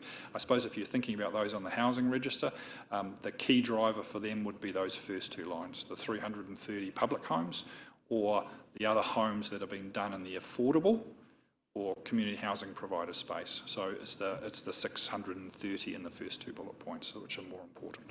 Well, that's good news. And last, one more quick question. We seem to be talking a lot, jumping further in your presentation, about mixed-use motels. Is there a clear pathway for residents or citizens to actually dob in somebody that they suspect is drifting back to that? Have we got a media release out there to say, hey, if you see somebody that you're unhappy with, please contact me? Or look, I think there's a couple of pathways there, Councillor. The first is we have had people who have identified, say, on Facebook Marketplace, where motels are advertising, and for EH places. So that's obviously quite frustrating for people, because obviously they are not just local, they go obviously around the country. So that's a real concern for people. I think with MSD and the hub, there is a very good process now to put up a little bit of a wall there to say, where have you come from, why are you here, why are you seeking accommodation in an emergency housing space. So I think that line is drawn. So we would appreciate people who identify those advertising on Facebook Marketplace, because it becomes part of a social process as well. Rotorua NZ and our accommodation sector are not supportive of people trying to keep going down that mixed-use route, particularly. So that's really important from a accommodation sector and a reputational sector for the economy. I think I'm taking the long way to get to the second part of your question, which was, as we make available the information that these places or a number of motels have closed and have ceased to operate as emergency housing or as tenancies, and they should be back into their normal business of tourism, that information will be available, and when I'm sure residents who are walking the dog or walking the streets, or who might see something that says, well, hang on a sec, it seems to be going back to where it was, yes, we would appreciate a call. It does make it easier for our regulatory team, who will be moving on to the next 10, who will be doing periodic inspections, just to have another set of community eyes out there saying, actually, is it meant to be what it's meant to be? Excellent. And one quick last one, sorry. Tomorrow, I understand that the commissioners will be making their judgment on the 13 contracted emergency motels. So do we know how many people are residing in those as of now? There's two parts to that. My understanding from the commissioners, their ambition was to complete their decisions around the 13 motels by tomorrow. I think they were an ambition, endeavour, so I'm not clear whether that is what will be achieved. I'm not sure what their timing is. I've actually asked our planning manager to reach out to the commissioners just to get some sort of update on their timing. So I don't know if it will be tomorrow, and again, it was their endeavours to try and have it out by tomorrow.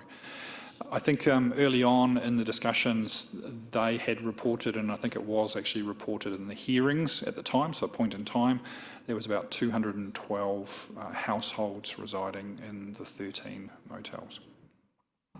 Thank you. Councillor Brown. Thanks, fellas.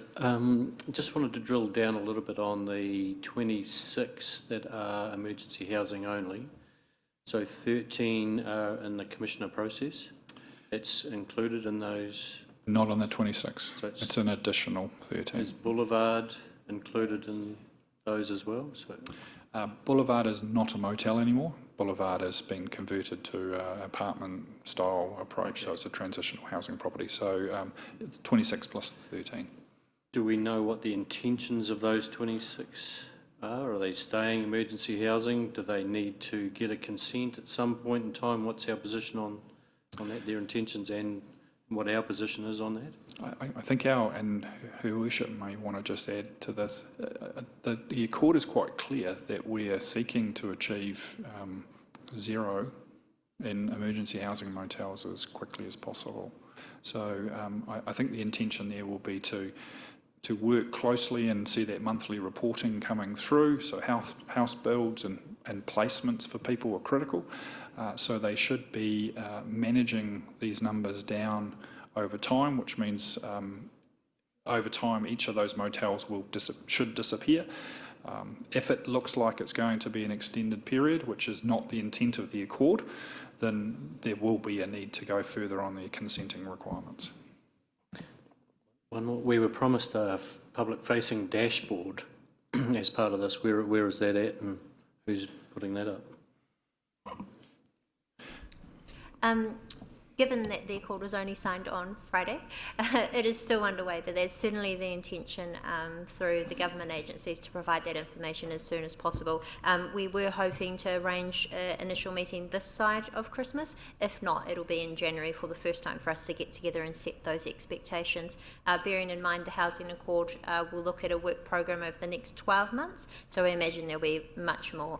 There'll be a long list of things that we wish to achieve, but just touching on your previous question as well, I think what is really reassuring is we have not only as a council sent a strong message that we need to significantly reduce motel use, preferably to zero, but that the ministers and government agencies have also agreed to that as part of the Housing Accord, and you've heard some strong statements from Minister Megan Woods as well about motels being used for emergency housing needing to reach near zero. Councillor Maxwell. Thank you. Two quick questions. One is, Anadu, I was curious on the one with inspections. Can you briefly just tell me, when you do these inspections, are they to see that they're, you tell me what you're meant to be inspecting, whether it's the exits out or people in there, or...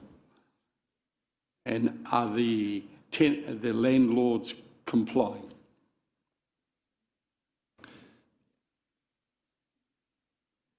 Thank you, Councillor Mitchell. It is for our teams to go on site, and there's nothing better than our teams getting eyes on in regards to what people are telling us, and to make sure that what they are suggesting to us is what they're actually doing. So our teams will go in and do those site inspections with a clear plan around what we do on site, to give us the confidence to bring that information back to you as a council, that they are in that process of exit.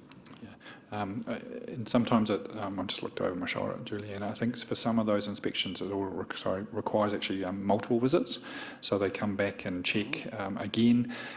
There's a request to see the forward bookings and the current bookings and who's been there over a period, just so they get a feel for how it's being used. And again, if it seeks then at that point to be really clear about who's been the customer and how long they've stayed, and where the current occupancy and who is actually occupying the premise at the time as well. So they do try and get right down to that detail of what has been the last month or so, what does the forward bookings look like, what's the current occupancy, who's there, and actually know who's there at that point in time.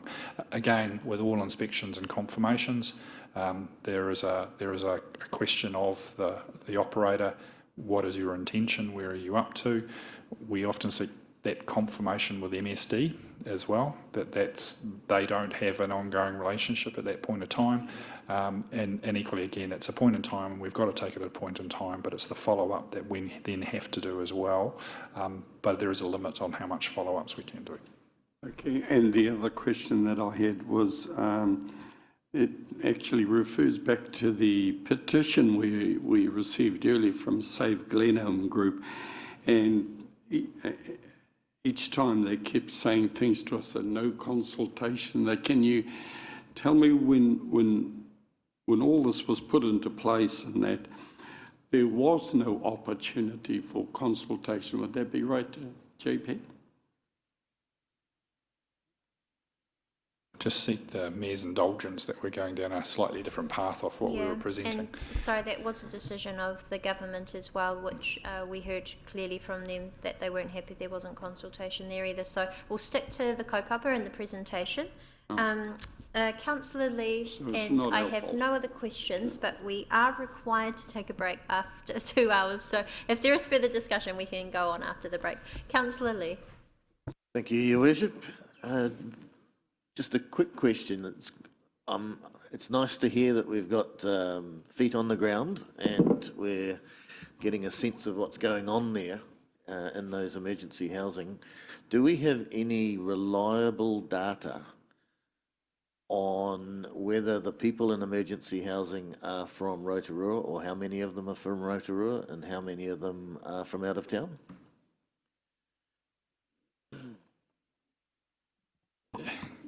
Councillor, the piece of information and the dashboard and information that we're receiving from government has focused on the age, the ethnicity, the whakapapa of those in emergency housing placements, the size of households. Our issue is the people who are here in our motels. I go back to probably that first bullet point, which was the government has in place a robust set of checks now of where people are moving to, and I'm sure it's been applied around the country because of that social dislocation that it also creates.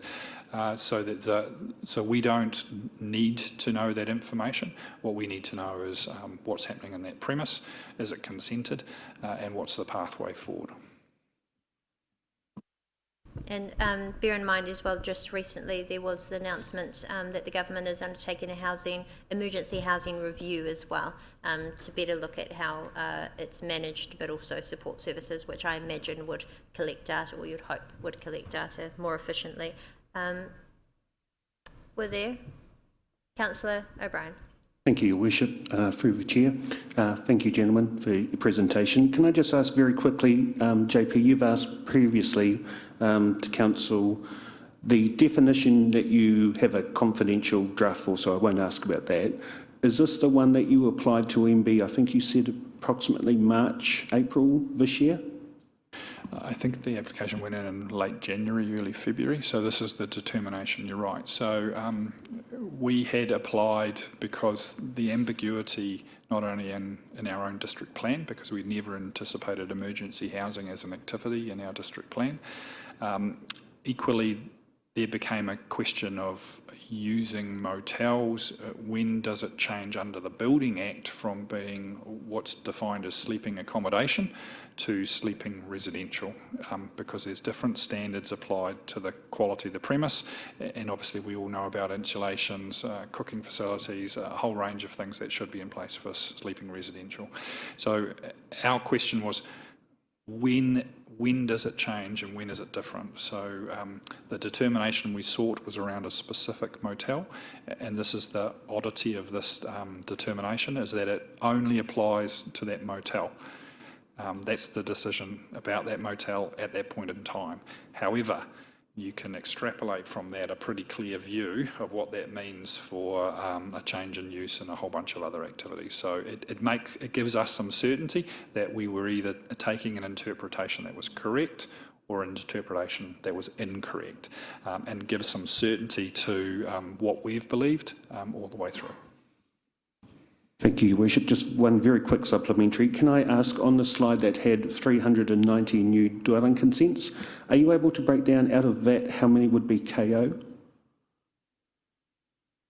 Oh, look, I'll have to check. If you recall previously, in the last report I did at the last O&M, which was about August, I put up our numbers, and what I said separately to that is because they have their own building consenting authority, we don't get their numbers through our system. So I'll have to check whether we've actually got their numbers in our system or whether that's just the ones that we've consented through here. So I'll have to come back to you with an answer on that. Thank you, that would be appreciated. And finally, could I just ask, under the definition of new dwelling of those 390, that would a sleep out count as a new dwelling, or are we talking a brand new complete home, residential home? Generally, we're talking about a small separate dwelling. So a sleep out of just putting a bedroom on or something without a kitchenette, it does not classify as a house. It's a sleep out. But a separate unit with a kitchen and a bathroom is a separate house. So a granny flat is more likely, or a small subsidiary dwelling is a house, but not just a simple sleep out bedroom. Thank you. So could I just confirm, so out of the 390 that we've stated, some of those may not be brand new homes? Sorry, no, those are homes. Yeah. Thank you very much. And I might just ask the Chief Executive as well to provide some further information, including where the steering group is at with the Housing Accord, which includes the government agencies, us and Te Aroha Iwi. Thank you. Through you, Your Worship. And just coming back on a question that Councillor Brown was looking at, I think the key thing here with the Accord is the Accord brings fresh energy into the work program that is already underway. What we presented today is very much reflective of the existing work program, but the Accord actually accelerates that. So the steering group for the Accord meets tomorrow, I think at around about 9 o'clock. The intent there will be to establish the working groups that sit underneath the Accord in terms of one focusing on building, the other focusing on the management of emergency housing. The view is to get those working groups underway early in January as possible, with a view to reporting back to the governance group sometime in February as to the progress of the work plans that each of those working groups actually will put into play. I think it's important also that the Accord brings some new things to the table. One of the concerns that was expressed earlier on was the management and support for people who move into public housing. That's covered in the Accord. That was, if you recall, was a particular emphasis by Te Aroha to want to actually ensure that people in non-managed motels are supported in a way that they're not currently. And then secondly, when people move into housing, they also continue to be supported. That's not currently happening at the moment, and is covered though as a work program within the Accord context. So going forward, our reporting to you will start looking quite different next year as the Accord comes into play. One of the matters that Councillor O'Brien raised around consenting will be covered off in our reporting. We have got and will be developing a new dashboard on builds. So what is the build program underway under the Accord? So you will see complete transparency, not only on some of those numbers of people in motels, but you'll also see transparency on the build program. So what is coming up, what's going to be built, who is actually supporting that build, and so the Kāinga order numbers, which currently we don't have clarity on, will become clear through the reporting on the build program.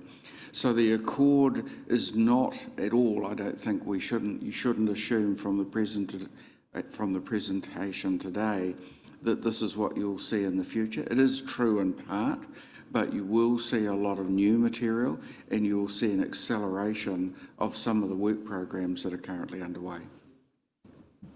Thank you. Look, we'll conclude there for a short 15-minute break. It is an important issue, though, so if there were any points of discussion, then I'm happy to welcome those when we get back as well. And then further on the agenda, we'll carry on. We've got financial performance for the 4 months, council endorsement of priorities, establishment of committee structure, adopting council standing orders, schedule of meeting, council representation, and then a public consultation document. So we will have a lunch break around about 1 o'clock, but we'll carry on, and thank you very much for your patience as we get through some significant issues. So if we could return just before 10 to 12, please. Thank you.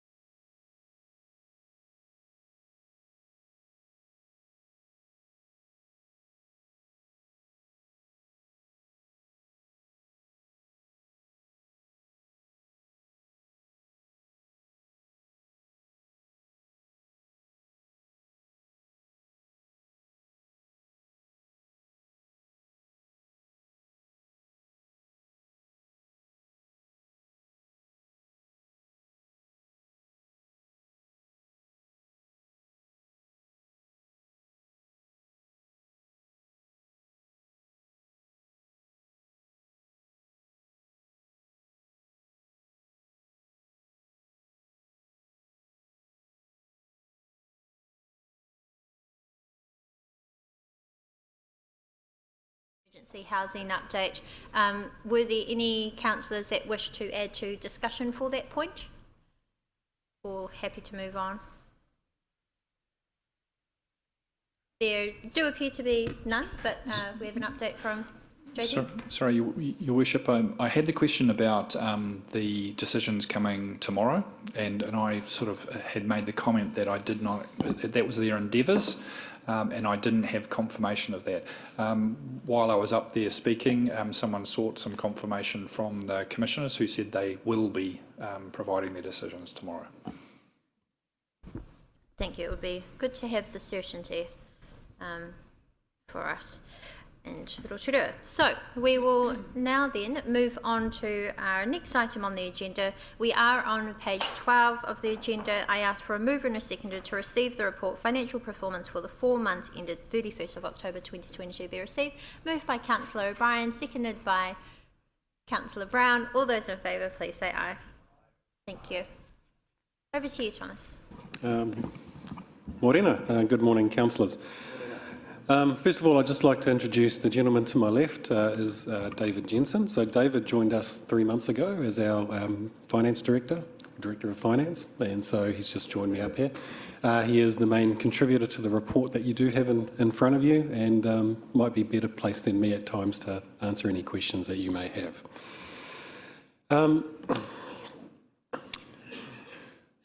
So with that, just a quick update of the financial position at the end of October, so obviously 4 months in.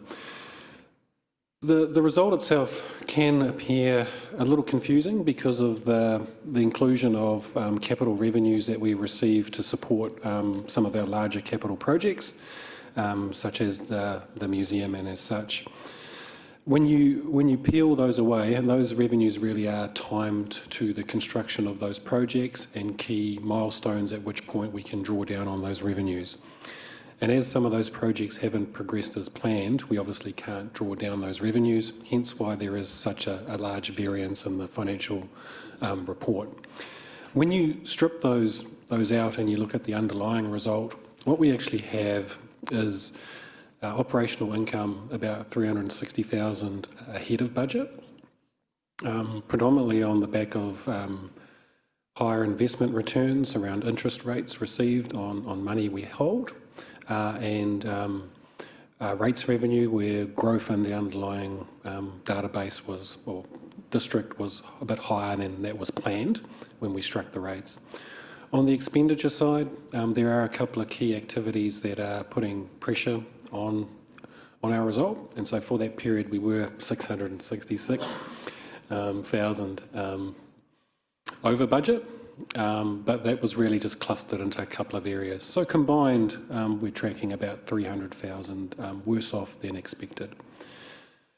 From a capital expenditure perspective, again, I talked about a couple of those key projects or projects not progressing as well. And what we also have is what we call sort of the construction period. Rotorua is a little bit cold during the winter months. It is hard to dig up the ground and replace pipes and all those sorts of things. And so a lot of our activity around renewal of our infrastructure does take place as the weather gets warmer. You wouldn't think so today. And so we will see an uplift in our capital expenditure, and in particularly the renewal of our existing infrastructure in the coming months. And from a debt perspective, we ended the period at 296 million, which was fairly close to where we were on the 30th of June. So we were, again, 296 million as well. And so it's in a very similar position than what was reported 4 months ago. When you scratch away at it a little bit, and I guess we'll just talk about some of the operating pressures and environments that we are in. The budget that we're operating against was set by the previous council in an environment that had a lot of the pressures and demands that we currently are experiencing and we were forecasting. And the budgets itself were done in a way where there was no real inflation applied to our cost base. So we knew going into this year that it would be difficult. And it is proving to be a little bit challenging. So some of the challenges that we're facing that are putting pressure on our financial result is the regulatory response to the emergency housing that really wasn't planned or budgeted for, and will likely cost in the region of about $1 million. Plan Change 9, focusing on intensification, not really budgeted for either, will likely have a cost of about $500,000 this year. And so those are obviously two actions that we as an organisation took to respond to strategic challenges. Increasing community safety patrols, we have had to change that service and respond, so that is putting some pressure on our budgets as well. And what we are actually seeing as well is that we are seeing a little bit of a downturn, which is probably expected with regards to where interest rates are going around the number of residential subdivision requests that we're seeing. And so we are starting to see a drop off in some revenues in that area. In addition to those pressures, we are constantly facing, like everyone else, supply and demand challenges. Our tenders historically over the last few months has seen a low participation, and that's a reflection of the markets that has a lot of work in it, and people are very, very busy. So the participation in our tenders has been low. That's just starting to turn a little bit of a corner, and so we are seeing a little bit of an uplift in that area, and that's probably a reflection of maybe some work dropping off or people's as the economy probably slows a little bit, which is being predicted by the Reserve Bank. We are continuing to see pressure on project costs and timelines. Consistently COVID, suppliers, availability, the logistics of getting materials into New Zealand. The CPI and inflation has had a significant impact like everyone else, and some of our contracts do have significant contracts have CPI clauses built into them where we're obligated to pick that uplift up. And as I said before, our budgets this year didn't really allow for CPI across the board, which we knew going into this year and we knew would be a bit of a challenge. Interest rates, when the budget was set, the official cash rate was probably near historical lows, and is now 4.25 and forecast to go to 5.5, and we are seeing our average cost of borrowings increase. I think I've talked to you before about how we do structure our financing. It is spread to mature and refinance over a 10-year period. So even though we are seeing a significant uplift in the cost of borrowing, that is having a slow impact into our current cost of borrowing, but we do anticipate that to increase, and obviously any new debt we take on board, we are paying higher than what was anticipated. And the weather, I don't think it has actually stopped raining since July. That's putting pressure on our infrastructure. We are seeing infrastructure getting damaged and having to be repaired, and particularly I think some of our rural roads. We're starting to see our visitor sector rebuilding, but it has kind of lagged behind where was expected. So just some of our fees and charges in places aren't where we expected them to be. And I think I've talked before about just some of the timing of our capital charges. I'll skip past that one, and what I've tried to do here is what we call a waterfall graph, which was all the rage about 5 or 6 years ago. And so the black bar on the left is really where our budget is for the period, and what this does is it tries to explain the ups and downs and the impacts to show where we are. So if you look and say, well, we're budgeting a surplus of about $11 million, and the very first red bar brings that down to say, well, we know that our capital revenues are down by about the similar amount. So all of a sudden we're at a net zero. We're also under pressure in our operating expense area, which puts further pressure on us. Our fees and charges are down. We haven't actually collected any development contributions yet since the implementation back in 1 December, so obviously not applicable to this. But some of our subsidies and grants are actually better than budget. Our general rates collection is better than budget, and we've got some other savings in other areas. So that brings us to an overall $1.1 million deficit compared to a budget of $11 million surplus. On our capital expenditure side, it is progressing reasonably well, considering it is a very large program once again. this year, and some of those projects will not go ahead. There are some key decision points that will come to you in the new year as to whether to progress or not, or some decision points. And what the organisation has been focusing on at the moment is finishing the Sir Howard Morrison Centre, finishing the lakefront, commencing now the aquatic centre refurbishment. The museum one is progressing to the point that a detailed design and a decision point for yourselves will be coming to you in the future, and the main focus is on the renewal program of our infrastructure over the coming months, and that's where you see roading, water renewals, wastewater renewals and stormwater renewals taking place. In addition to that, and those are those big 10 key projects on the top, I apologise, it is a little bit hard to read, and my presentation is not, that I've got in my hand, is not much better, but you will see some large items on there, such as the stormwater retention dams, which is funded by CIP funding, and so there are some rather large items still well underway. And so with that, I just have some so open to questions. So what I'll just remind you is we are operating in an environment where our budgets were set with little to no inflation in an uncertain world. We are seeing some headwinds appearing that are putting pressure on our organisation to fit within the envelope that has been provided. The organisation, as we speak, are aware of what they are, and we're just currently working towards and identifying whether any further mitigations need to take place to be able to deliver you the financial result that you expect. And just with that, I'm happy to take any questions that you may have. Thank you very much. Councillor Petition. Thank you, Madam Chair. Gentlemen, thank you very much for that. Just after I had a read of the report that was given to us in the agenda, and a couple of things just stood out that I'm just hoping you could clarify. So under the heading of year-to-date financial performance under income, it said we're 11.4 million behind on budget for capital subsidies and grants, as Council hasn't delivered on aspects of the capital program that trigger the subsidy. So my question is there any risk that if those targets won't be delivered in time and therefore we might lose that subsidy? No, much of that is down to the fact that some of those projects actually haven't started yet, so therefore we aren't able to achieve the milestones. I'm not aware of any of those projects being at risk. Another example of what may fall in there is the stormwater detention dams, where we actually are incurring expenditure. We've awarded a contract and work has started, but we still haven't yet achieved the milestone where we can draw down. So, but we're not aware of any that are at risk at this stage. Okay, and just supplementary.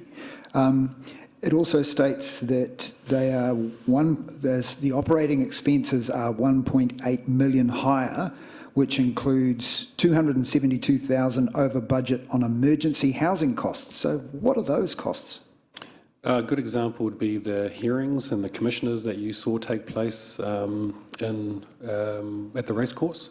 So all that activity and all the costs associated with that were not budgeted for because they weren't anticipated, and that was signalled to the previous council that undertaking this work would lead to unbudgeted expenditure. Right. Thank you very much. Councillor O'Brien. Thank you, Your Worship. Through the Chair. Thank you very much, Thomas, for your presentation, and welcome, David. Can I just ask, maintenance, you have 122 under budget year to date. I just have a concern, and maybe Mr Williams wants to comment as well. Is this specifically you're trying to bring back on maintenance as such? Is it a deliberate, or just certain projects haven't come to fruition? No, so that's the maintenance budget is more our reactive maintenance budget, so where we do respond to obviously things that are unplanned, versus the ongoing maintenance of our infrastructure, which is through our renewal program. And so no, there is no process underway to plan and underspend in that line item, and it may come underspend, but that is just due to the nature of the reactive nature of that budget line item. Correct. Thank you very much, Thomas. Thank you, and I'll just ask the Chief Executive to respond as well. Just if I may, it's an opportune moment just to indicate to you that you won't be seeing quite the same presentation as this next year. There'll be some added aspects to it because we are currently working through a change process with regards to the way that we manage our forecasting process. What we're intending to do is that on any item where there is a concern around budget pressure, if that item is actually, if a decision around that is likely to incur any adverse effect, we will escalate that to you for a decision. So our intent is to move from a report such as this is where we're giving you a state of the play report. We'll still be doing that, but we'll also be actually adding into aspects of this to say, this is where we're seeing the direction of travel being. These are the pressure points, and here are the mitigation options that we actually see that we would recommend for you to support or to approve. And what we're expecting and hoping is that the governing body, if you like, will therefore be able to gauge where we are heading and to actually give us clarity really on, so what are the decisions that you see as being prudent and appropriate with regard to managing the year-end financial position. Councillor Lee. Thank you, Your Worship. Thomas and your friend David, thank you. IT systems renewals, 1.34 million. The latest round of user acceptance testing has completed on the One Council project, and the project team are working through results and feedback. Can you tell us how many rounds you've had, how long this is this has been going, and where we're up to, and perhaps a little bit of background on that aspect? Apologies, I thought I gave a comprehensive update at a previous council meeting. So you may recall from that presentation that we've just completed UAT cycle 3. And from that, we've identified some data migration challenges, which the team have seemed to have resolved now. We've almost completed the new config setup. I know that because one of the staff refuses to shave until that has been done. And I understand that's coming quite soon. Then we are entering the Christmas break, and at which point we will complete a 4th user acceptance to make sure that the changes that we've made have worked, and then we'll be progressing to go live. Thank you. Were there any further questions? Any points of discussion? Councillor Brown. Thank you, Your Worship, and through the Chair, and thank you, Thomas. This may be something perhaps Mr Williams wants to address. Can I just ask, and thank you, I recall your update on the IT last month. Can I just ask, is there room next year for, because I understand this project now is coming up to 5 years, would that be? No. No, no. This phase of this project is now 18 months. Right. So sorry. So sorry, I'm talking more about the One Council. Is that the project that we're talking about as such? I believe you are. Yes. Yep. Okay. So sorry. What would be the time frame then, if that this from the start date to, as you said, it is behind schedule? What's the total time frame that this project has been undertaken? So I think it's. The project itself is done in 3 phases, and we're in phase 2 at the moment, and there's a decision as to whether phase 3 will go ahead. Phase 1 was the replacement of our finance system, and that took place 2 years ago, at which point we started to undertake phase 2, which was the replacement of all our property and rating and regulatory functions, and so that is close to about 2 years underway currently. Yep. Thank you very much. Could I just ask Your Worship as a supplementary, is this something that we should perhaps be considering a review of next year? How this project has, forgive me, but perhaps not tracked as well as you would have hoped? If I may, and I think for those councillors that attended the session yesterday with the government, the review going on around local government, I think there was actually a mention made there with respect to the future of local government, in the fact that local government, every local government entity currently has their own finance IT system, and is that the future of local government? You know, like I think there is most definitely at some point or other the need to absolutely look at the question mark around what is actually the future of these systems and the way that we currently run and manage them. So there is a bigger review. I think that's probably needed at some point or other, and Thomas is involved already with some discussions with the Waikato area as to say, can we actually look to across councils do some things differently and commonly, and I think that's where the major opportunity sits. All of our projects, there is always an opportunity as they come into a phase of implementation, or that they're at a juncture where decisions are needing to be made. There's always the opportunity to run a review lens across them to say, how are we tracking? How are we proceeding? Is there anything in here that we should be concerned about?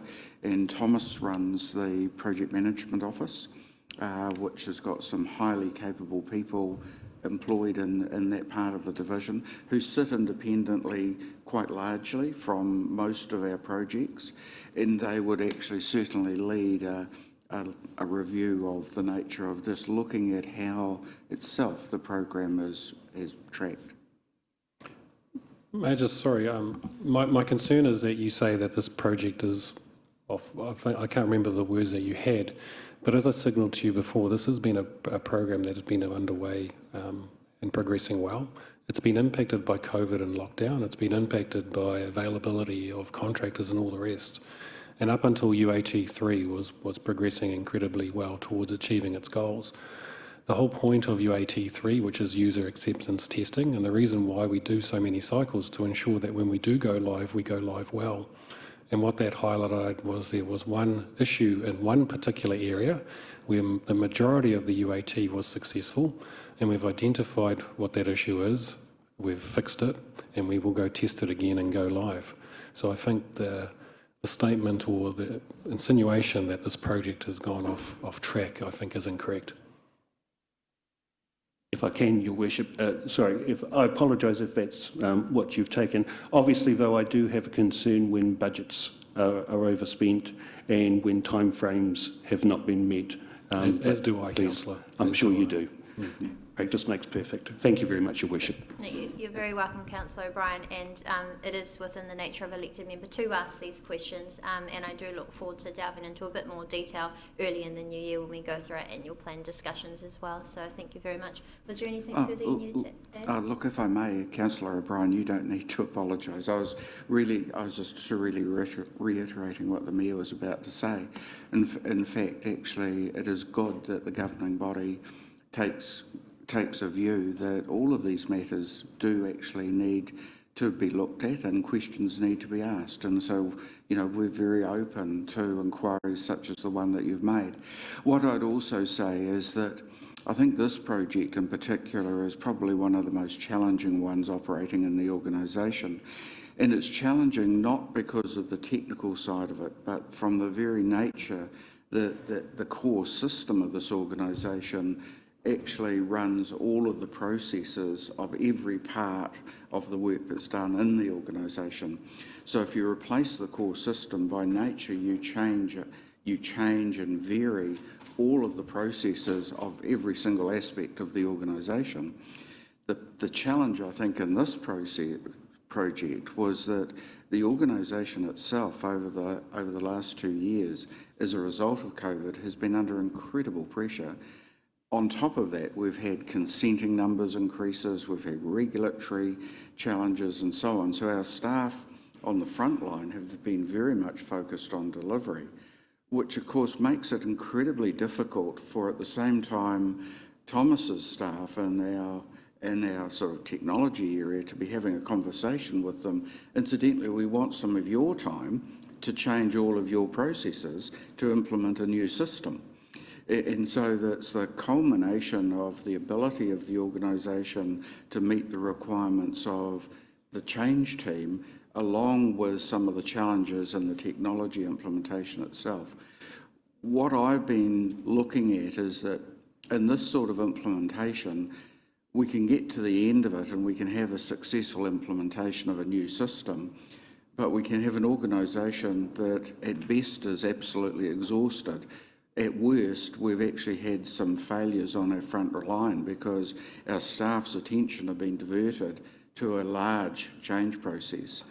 So what we've been trying to balance off is really the need to ensure continuity of delivery alongside the need for Thomas's key project to be implemented in a timely fashion. It certainly has not been an easy balance to achieve. Thank you. We've got Councillor Waru followed by Councillor Petition.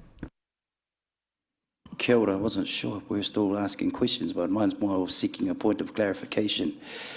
Thomas told you I wouldn't ask you a question, but I'll seek a point of clarification around debt funding and the subsidies. And just if you could just clarify for me and or for us that all those capital projects, when they are done then or at certain parts of the project, then the subsidies are released, right? So it's all of them are debt funded?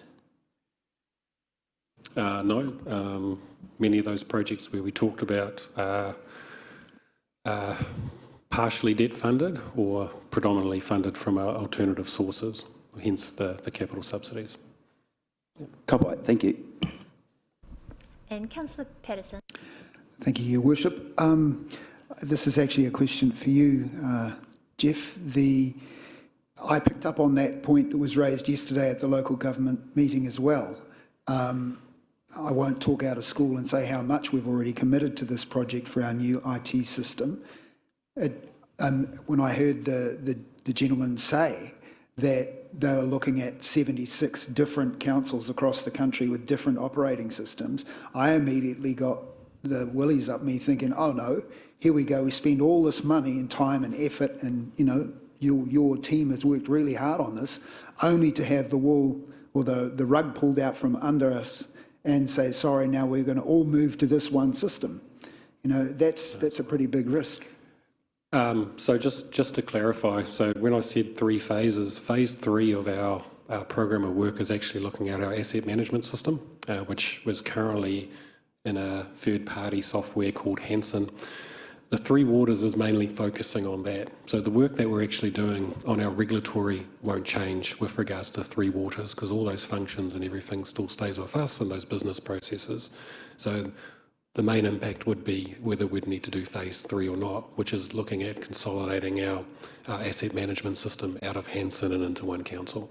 And that's a challenge that the Three Waters entities will have to do, of combining, even for entity B, 22 asset management systems into one. And to put it into context, ours alone has about 200,000 assets in it, so I wish them all the best.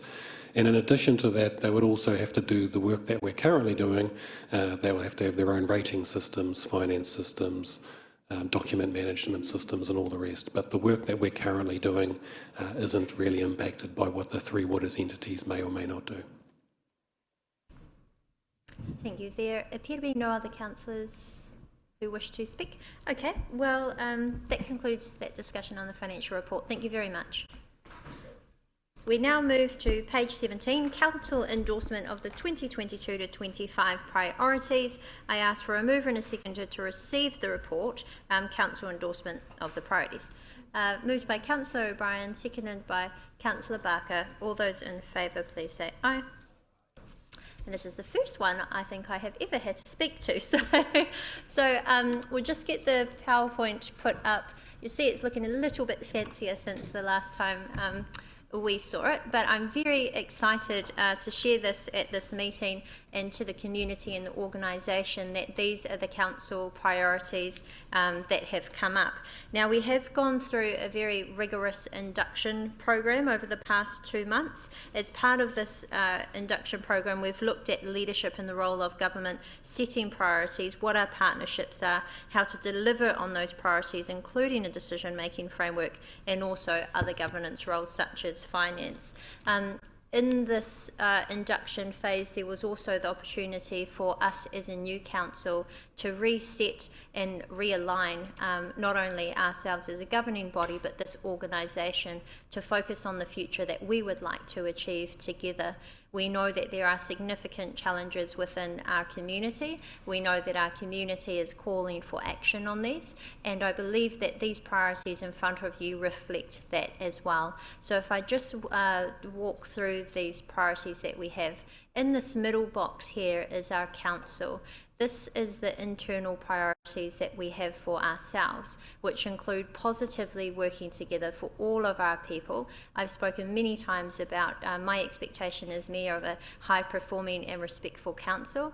I've been so pleased that we have had that, and I've been pleased that other elected members have wanted this to be one of our top priorities as well, so that we are achieving for all of the people of Rotorua.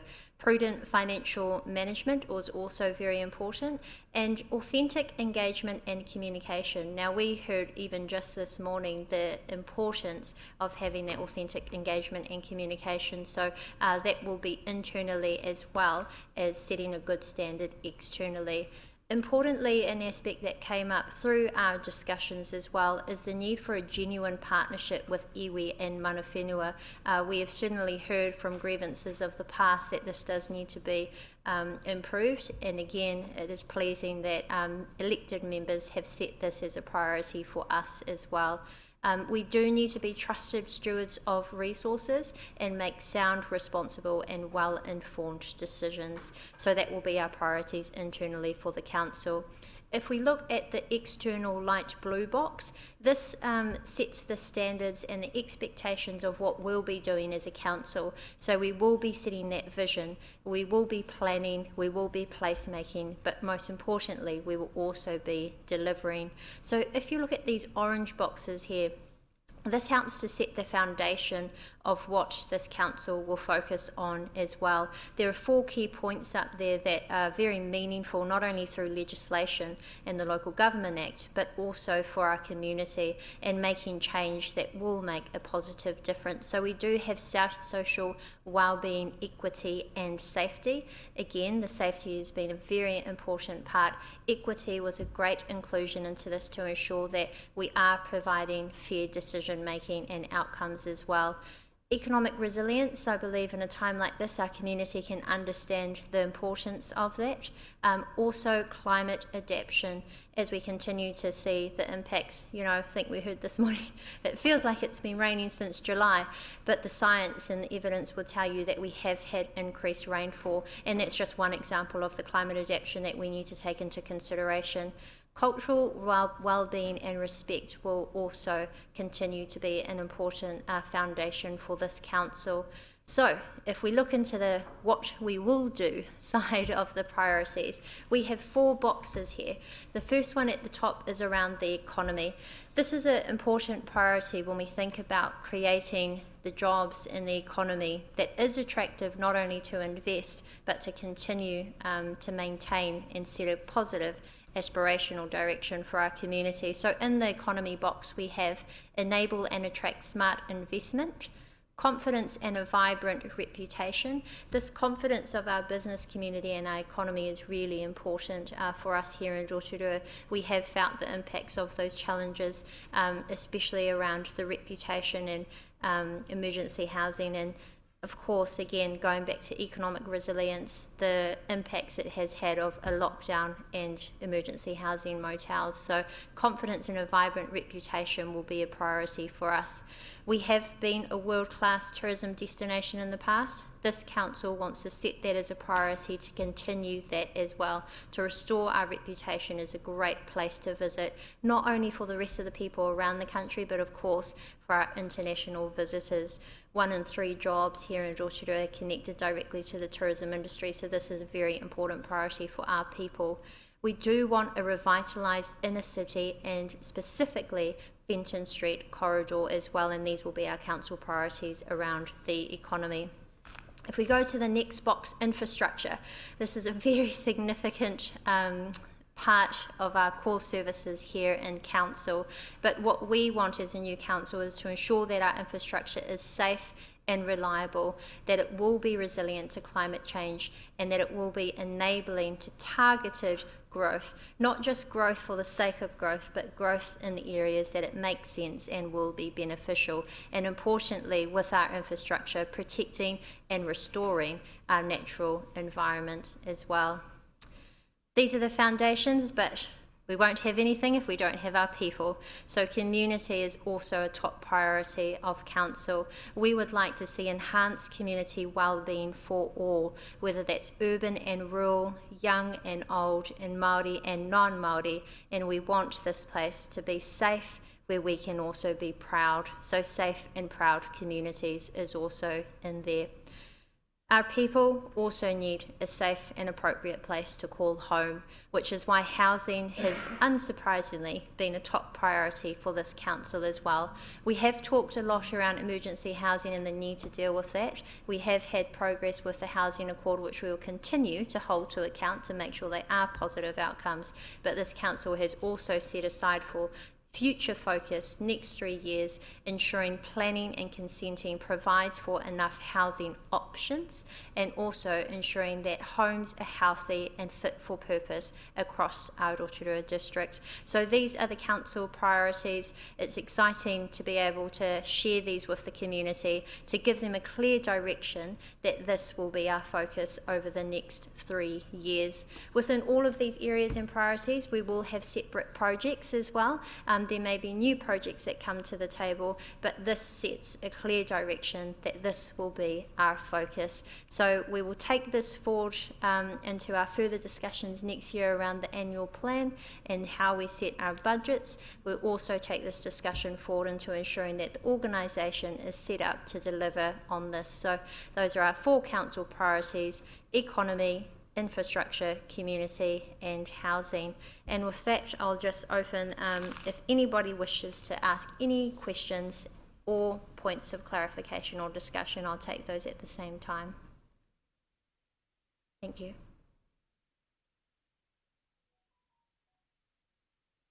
Well, seems seems like we're all on board. So, sorry, Councillor Maxwell.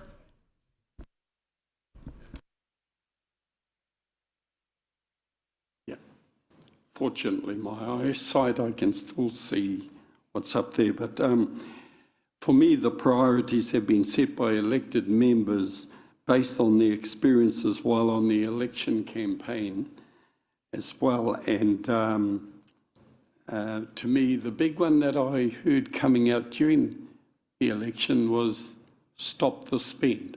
So I guess that will all fall out and we'll find out where we go from there. It might seem minor, but it's so current now that what I want to raise is just feeling how, at the moment, a little mean-spirited councillors for their own dinner and their partners tonight have to pay for their own Christmas spirit. So for me, who made that call? That is a very, very detailed question when we're discussing our 3 council priorities, but if I can relate it to the themes of your question perhaps, there is again in that internal circle prudent financial management. Stop the spend was a call not only from candidates who are now also elected members, but from our community as well. The important thing around spend is we do need to invest money. So when we do with these council priorities, we can give our community the confidence that our resources and time that we do spend will have a return on investment, whether that's through the economy, the community. We will see positive benefits, and that will be the focus moving forward. And since you asked it, I'll answer it. Yes, we are paying for our own Christmas dinner because we are that sound and responsible. So are there any further questions or comments on this before Thank you for the answer, it? but further to that, supplementary, I find that pretty mean-spirited. So was this a decision made by all councillors, or where did it come from? Councillor Maxwell, respectfully, that's a very detailed question when we're trying to focus on the future. So we can have a conversation about that after. Any further questions or discussion? So next year we can bring our own cucumber sandwiches and help the... Order, Councillor Maxwell. spend. You are very out of order right now. Oh, It is quite a shame. We're Merry discussing Christmas. something very exciting. Merry Christmas to you too, and I do look forward to the dinner tonight, and I do look forward to our community not having to see that this council is spending money on things that they do not see as a priority. So there we have it in front of us. There appear to be no further questions or points of clarification. We have our top priorities as council: economy, infrastructure, community and housing. We look forward to delivering these for the community.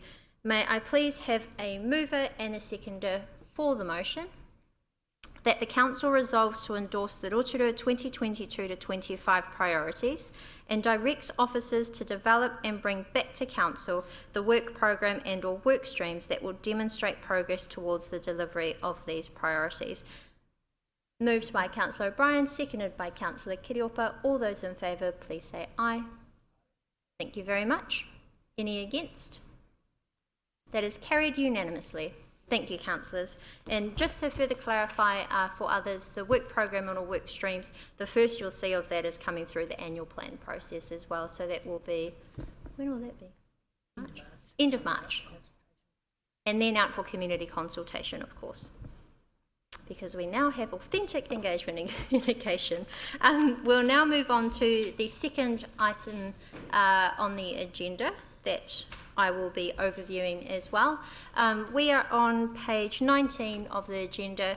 May I please have a mover and a seconder to receive the report, Establishment of Committee Structure, Appointment of Chairpersons and Deputy Co-Chairs 2022 to 25 be received. Got that moved by Councillor Lee, seconded by Councillor O'Brien. All those in favour, please say aye. Thank you very much. You do not wish to receive the report? Okay. So, okay, that has been passed to receive the report. So in front of you in your agenda, and I won't read out the entire section because it is quite long, but just to overview this as well. So I'm very excited to announce also, with the change of direction, these committees reflect and align with what the new priorities of this council are, and that was infrastructure, housing, community and economy. So as mentioned, we are facing significant challenges in our community, but this also creates those exciting opportunities for this council to make decisions in a way that will help to influence, but importantly, deliver on what's important to our community. So the reason to have a changed committee structure is to actually be more future focused. In the past, council committees had a strong focus on reporting on what had already happened. I wanted to make the purpose clear, and so have updated them to be more functional, future focused, and allow councillors to have greater influence on important issues. I'm pleased to announce the new committees of council will be Infrastructure and Environment, and Community and District Development. I will chair the Infrastructure and Environment, and I am appointing Councillor Sandra Kaifong as Chair of Community and District Development. Because we have a very new council and are forging ahead with an ambitious change of direction together, Sandra and I will lead these committees in their establishment with the intention of training up our deputy chairs to take over the reins once ready. So I will review the structure and reappoint our new chairs within 1 year from now, once we're able to provide that training opportunities and they feel ready to take these on. I have often spoken of how delighted I am at the experience, skills and connection that our elected members have to all of the community. So it's my pleasure today to announce the co-deputy chairs of our committees. So leading the Infrastructure and Environment as deputy chairs will be Councillor Fisher Wang and Councillor Karen Barker.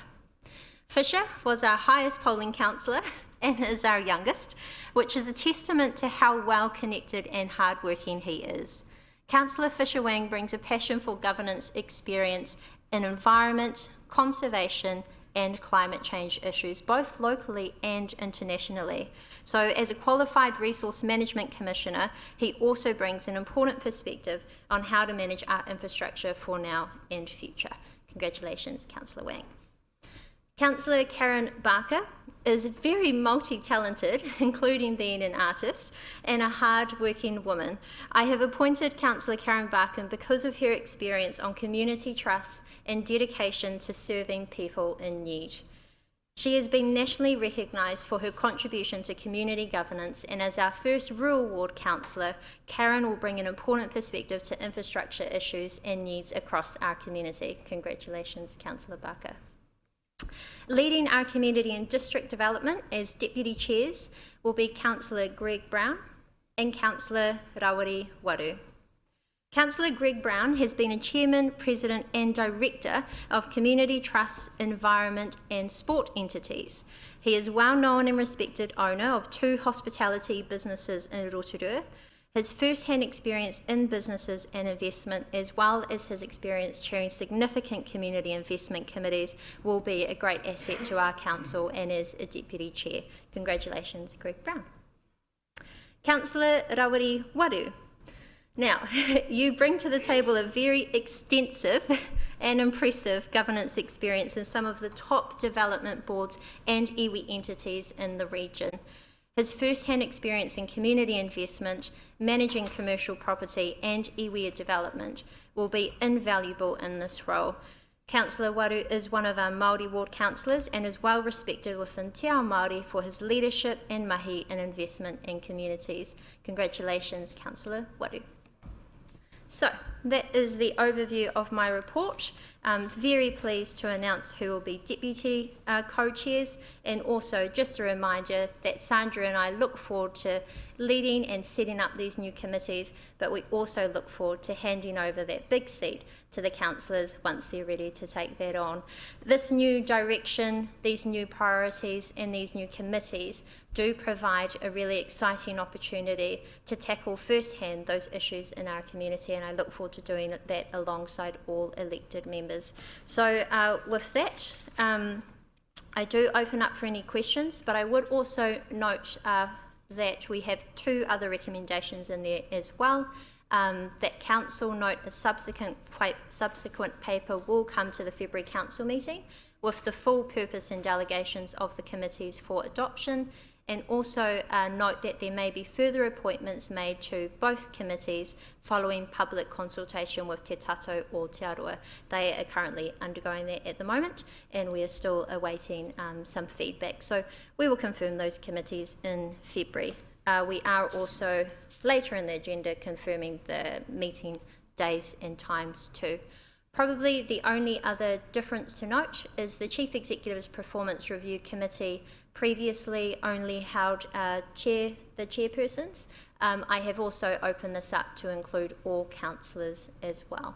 So those are our changes leading into committee structure for the next 3 years. Are there any questions? Yes, Councillor Lee. Thank you, Your Worship. Is it too early to ask whether these committees, these main committees, will have recommendatory powers? Sorry, I believe that will come through in the delegations that will come back to us in February. Okay. Yes. Thank you. And happy to take that question then as well. Councillor Maxwell. Thank you, Madam Mayor. Speaking to the debate, not asking questions, but we've got motions on the floor. Sorry, we might just take any questions if there are any, and then we'll go to discussion. Yes, Councillor. Thank you, Your Worship. Could I just ask, and I'm happy to wait for February if you prefer, just in regards our colleagues on Te Tato or Te Aroa, will they be, again, has it been decided whether they'll be there in a voting capacity on those committees or for recommendations? Thank you. Yes, so no decision has been made on that, but that also includes our community board members as well.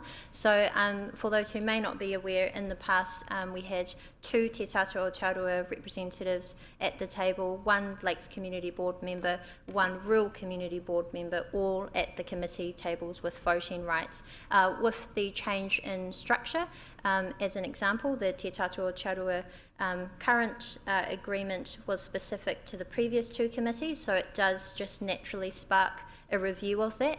We will go through a further review of that Te Tātou Charua agreement, but the important thing to note is Te Tātou Charua are undertaking, or were undertaking, their own consultation with the people of Te Arawa on what their future will be, which is hence wanting to wait before knowing what that feedback is. So, and also I do not wish to rush them in that consultation, so we'll happily take that with an update from them as soon as possible, and expect to be able to come to elected members, perhaps with some information ahead of the meeting, which actually would be nice, because we can have a discussion together with Te Tātou Charua, but for now, there are no other appointments. Thank you, Your Worship. Thank you. Yes, Councillor Patterson. Just a question, Your Worship, on the timing of all of this. If we're deciding on this in February, will we be expecting that the new committees will come into force in March? I'll just get Una to answer that. Sorry. Through you, Mayor. That's a really good question and is kind of answered in the next paper, which is the schedule of meetings. So what we've done here is, in this paper here, where we've got a recommendation that we will come back in February with the full delegations and purpose, we have therefore subsequently said that the council meeting round in February will hold 2 council meetings to do that. So what you'll see is then in those council meetings in February, we'll bring back the full delegations, and then a committee round can commence in March. Just a supplementary. So will that mean that Te Tātou will have had their meeting and sorted out where they sit, so that we will... Okay, cool, thank you. Definitely, and there would be plenty of opportunity for us as councillors and elected members to discuss that as well. Remember, our iwi partnership board, our relationship and our deed agreement is a discussion for us all as elected members. So rangatahi to rangatahi is the reference, leader to leader, so we will certainly have that opportunity to have further engagement. Aroha mai, we're not all young. Sorry, rangatira ki te rangatira. I mistakenly said young person to young person, which I'm sure they wouldn't mind. Thank you very much, Councillor Waru. Were there any further questions before I open up for discussion? There appear to be none. Councillor Maxwell. Apologies, we do need a mover and a seconder, and then before we put that for the vote, I'll invite the round of discussion. So may I please have a mover and a seconder? Moved by Councillor Wang, seconded by Councillor Brown. Okay, and now we are open for discussion. Okay, thank you, Madam Mayor. I'll take my uncle hat off and ask you to refer to pages 19 and 20. I am not in favour of the proposed recommended appointments for the following reasons. 1, never has the Mayor and Deputy held their current positions at the same time as recommending themselves as chairs of the 2 proposed committees. Page 20 for those 2 standing committees. For me, well, President Xi Jinping of China would be, and late Robert Mugabe of Zimbabwe would be very proud of those self-appointed positions that you've put in place. Local government leadership should be about... Excuse me, Councillor Maxwell, point of order. No, you can't interrupt. Well, I absolutely can. Oh, what's your point of order? Please, I'll time it, because I don't want you to keep on interrupting. Councillor Maxwell, you are being quite disrespectful in this No, meeting. I'm Are not. you quite all right? Can I carry? Can I carry on? I asked you to carry on respectfully. I will. With respect, local government leadership should be about teamwork and sharing the workload of council. We should be growing the learning of governance skills, not limiting any opportunities. I am personally offended that Maori ward members are not offered any more than 1 deputy chair role. This feels like crumbs from the colonial table. Point of order. Councillor Maxwell, please. That's my personal feeling. And regards... Please carry on respectfully without making any insults. With regards to other entities, I'll speak to that later when we come to that. So, finally, I take personal offence that I've not been asked to undertake any leadership role. I'm currently the chair of 2 national boards and the most experienced councillor to have come through the last election. 48 years. Unbelievably disappointing. And how demeaning. He mea taka i tēnei i taku mana, he patu wairua.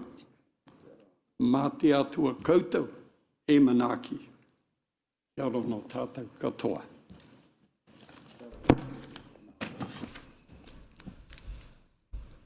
I must admit, Councillor Maxwell, I will acknowledge your personal opinions, but they are...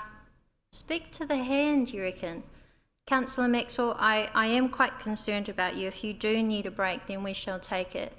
But this is certainly not the behaviour that myself as Mayor or our community would expect from an elected member and a leader of this community. In our inductions, we were asked to talk straight. We also need to talk sense, Councillor Maxwell. We are elected members to the Rotorua district. That does require a level of integrity, of respect, and that's what I ask elected members to bring to this table. I am very delighted with the appointments and the new direction that I have placed. Councillor Maxwell, I ask you to please contain yourself, or I must ask you to leave. You are interrupting while I am trying to talk. I am the Mayor, Councillor Maxwell. I call order to this meeting. I want to touch on a point that you said about, because I have given reason about why myself and the Deputy Mayor will be leading the new committee structure. You have said, never have we had that before, but never have we had 70% of this council table as new elected members. 7 out of 10 people are serving this community for the very first time. I do want to acknowledge the long service that you have given to this community. I have often praised you, even recently, for being the longest serving member of the Rotorua Council, but also in the country. Nothing takes that mana and that service away from you. And it certainly has never been my intention. What my clear intention is with these appointments is to ensure that our new elected members are able to be the best performing leaders possible, which is why I have, and it is different, appointed 2 co-chairs to Deputy Chair. Normally this would only be 1 appointment, but what I would like to achieve, and what I have spoken often about during the election and now as the new Mayor, is my desire to ensure that this council and our elected members are supported and provided the opportunities to be the best leaders that they can be as well. I have also shared through this induction phase with elected members that I will judge my success as a Mayor on the success of all elected members around this table, and I still hold that to heart, both now and at the end of these 3 years as well. So I do apologise for any personal offence that was taken in not giving you a chair or deputy chair role. It was certainly not my intention. I do still see value for you within our elected members, and I do still want to ensure that all elected members around this table are given opportunities. So were there any other points for discussion? Councillor Lee. Thank you, Your Worship, and Kia ora kamatua. I can't help but take a little bit of exception to the reference to Mugabe and Xi Jinping with respect to our mayor. That is a wee bit of hyperbole, and I certainly not found our mayor to be suitable to be put into the same sentence. I'm astounded actually that a 30-year-old... Point of order, Madam Chair. Sorry, herai te mea takahi ia, but we're going off the topic. Ko kōrero tia ngā kōrero. Ko takautohea tēnā we. Waihoi tērā. That's my advice. Kia ora. Rawari's just said what's been said has been said, and let's leave it there. But if there was anything else that you wish to say to the motion. I have a great deal of confidence in our mayor, and she's fully entitled to make the appointments as she pleases. That's provided under the Local Government Act, and so I support your exercising the rights that you do have and have done so. Thank you very much, Councillor Lee. Yes, Councillor O'Brien. Thank you, Your Worship. Could I just say I endorse the report. I think, in fairness, one also has to remember the change from the previous council in making your task somewhat more, I won't say difficult, but perhaps more awkward, was the fact now that we have 3 wards. We have a general ward, a Māori ward and a rural ward. And to recognise and to see those different wards represented was a challenge that all previous mayors didn't have to look at in the same way. So I congratulate you on your appointments, and wholeheartedly will be supporting. Thank you. Thank you very much, Councillor O'Brien. And within these appointments, as well as our rural councillor and a Māori ward councillor, are the top 3 highest polling councillors as well, and Councillor Fisher-Wing, Councillor Sandra Kaifong, and then Councillor Brown in that order. Were there any other points for discussion? There do appear to be none, so this has been moved and seconded. I think it was good to have some discussion on this as well. I appreciate that we can't please everyone, but the most important thing for us will be that by the end of these 3 years, with our priorities, with our new leaders and with these new committees, we will have a community that has confidence in this council and confidence in the future of Rotorua. So we have this moved by Councillor Wang, seconded by Councillor Brown. All those in favour, please say aye. Against? No. Would you like that recorded? Yes. And against by Councillor Maxwell. That is carried. Thank you very much. Oh, okay. Sorry. The purpose of a division just means that what happens now is I'll just put it to the vote again, and you just raise your hand. All those in favour, please raise your hand. In favour? Against? That is carried. Thank you. So we now move to our next item, and bear with us, we are almost towards the end. We will adopt our council standing orders, our schedule meetings, and the public consultation. So page 25, I ask for a mover and a seconder to receive the report, adopt council standing orders 2022, be received. Moved by Councillor Waru, seconded by Councillor Barker. I put that motion to the vote. All those in favour, please say aye. Against? Carried. I'd like to invite Una to overview this report. Are you okay? Thank you, Mayor Tapsell. So, councillors, what you have in front of you today is the adoption of the standing orders for 2022-25. The standing orders provide you with a tool to operate under in terms of making transparent decisions for your community.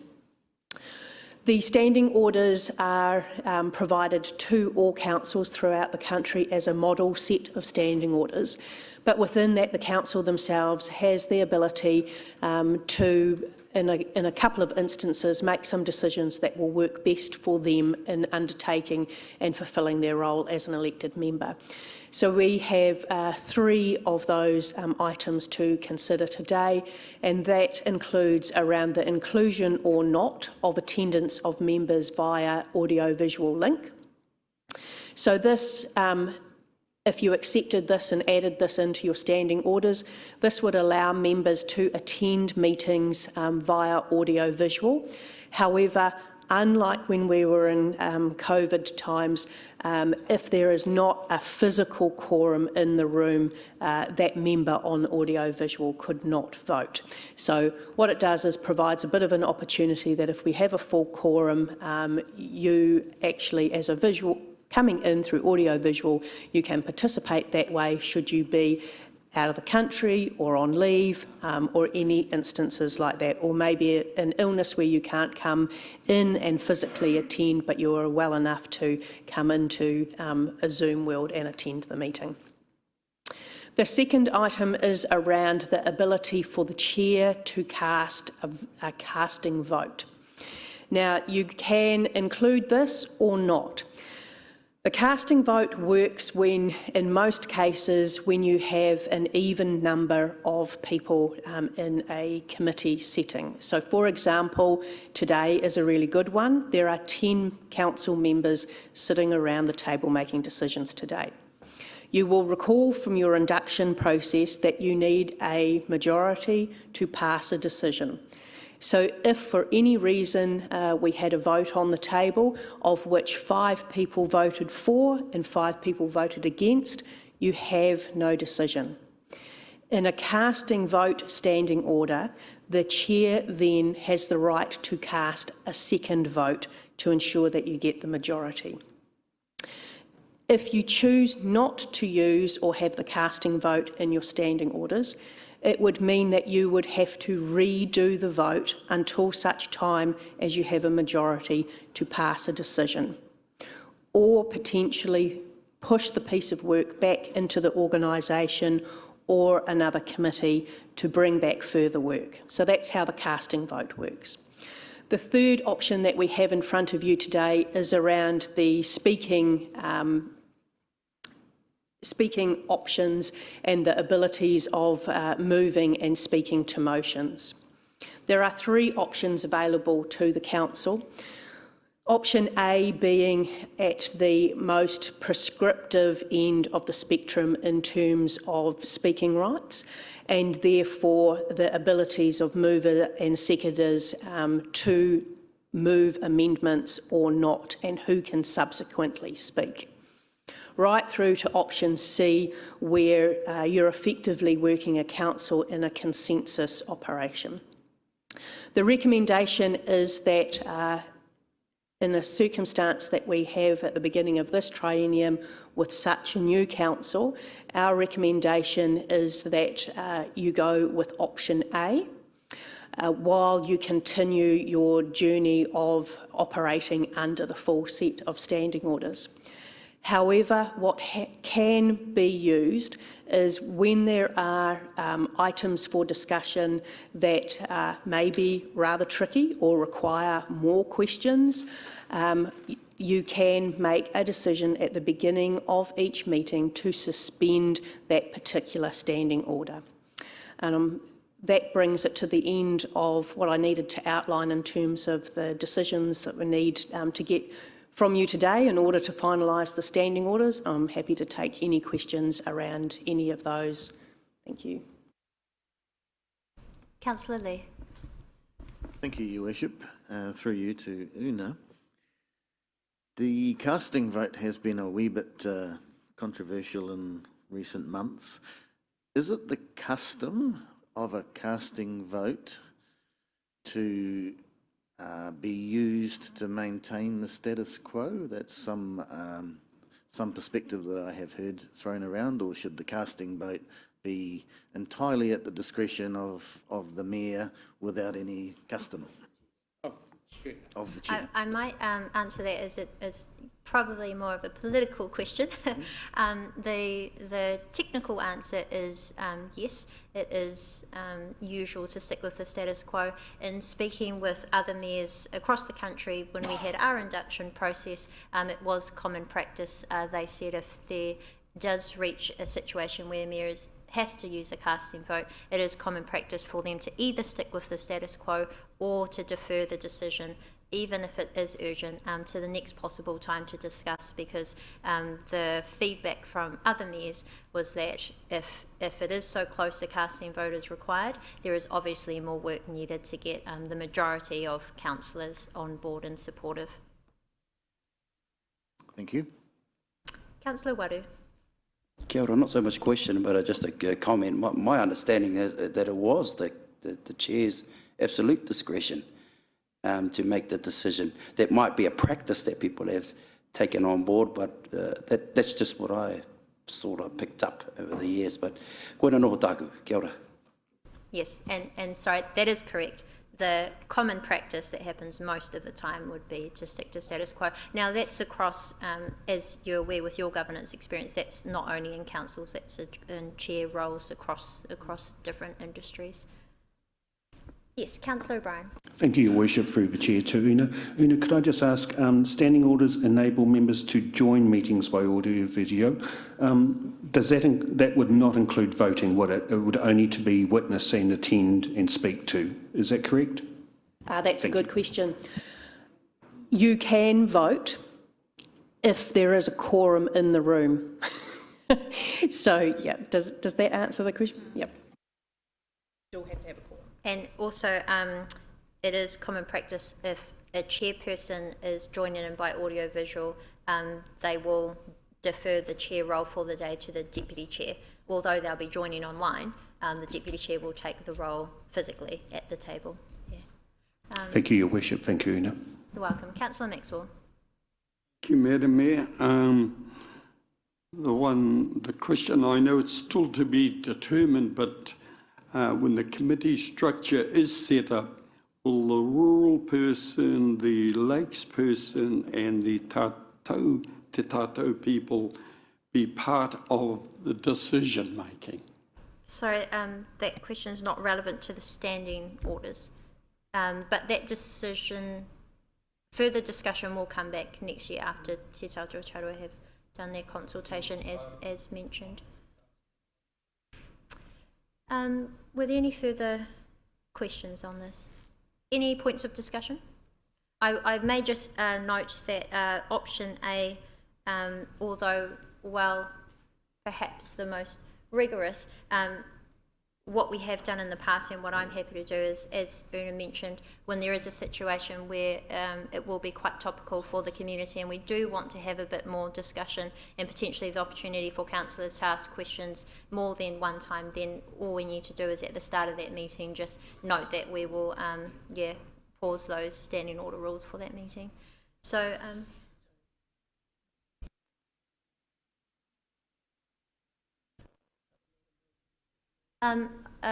just a suggestion as well, unless there is a difference of opinion per item, we can just take all three together. Can I? Yes. Or would you like to take them separately? Okay, sorry, we'll take them separately. Councillor Patterson. Just I don't know if it's a point of clarification.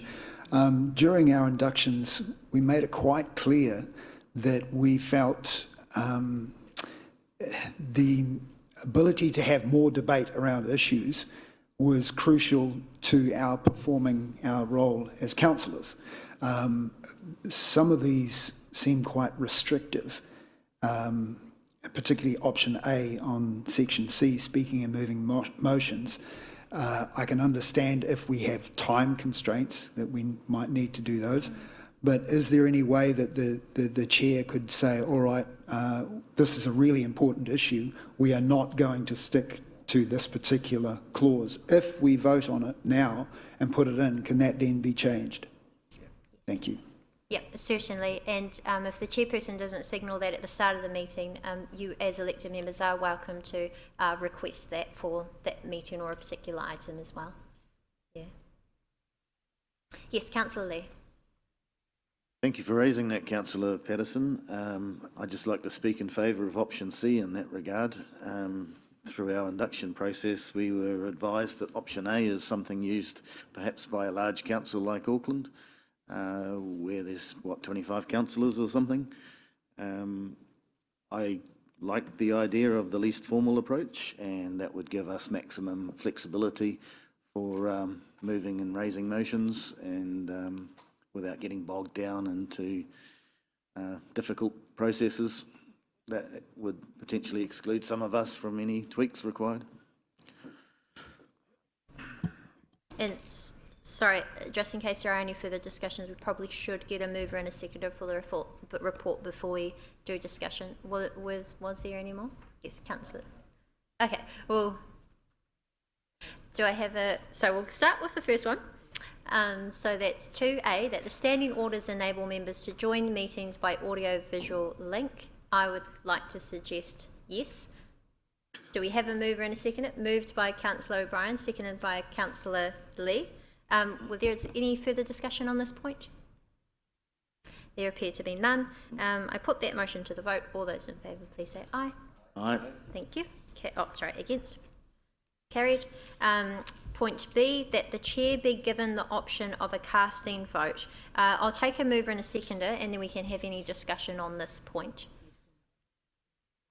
Oh, sorry. We do need a yes or no for a mover and a seconder. Okay. We have yes, moved by Councillor Wang, seconded by Councillor Waru. Any discussion on this point? Just the wording, I think, that the chair be given the is that the right wording? It's just a question, just an option, or just given. I'll just clarify that. So yes, it is an option, because I think, as the Mayor explained, I guess the best practice is if a decision is that close or split, then there clearly is a need for further work. So, so it becomes down to the discretion of the chair whether they want to enact that casting vote. Thank you, Una. True. So, we do have a mover and a seconder. There appear to be no other points. All those in favour, please say aye. Against? That is carried. And now to option A, and just a point on this as well. By starting with option A, you can always be more informal on the day as required. If you start informally, you can't go more formally if you needed some more structure, if that makes sense. Yeah. Is there a mover and a seconder for option A? Moved by Councillor Wang, seconded by Councillor Brown. Any discussion on this item?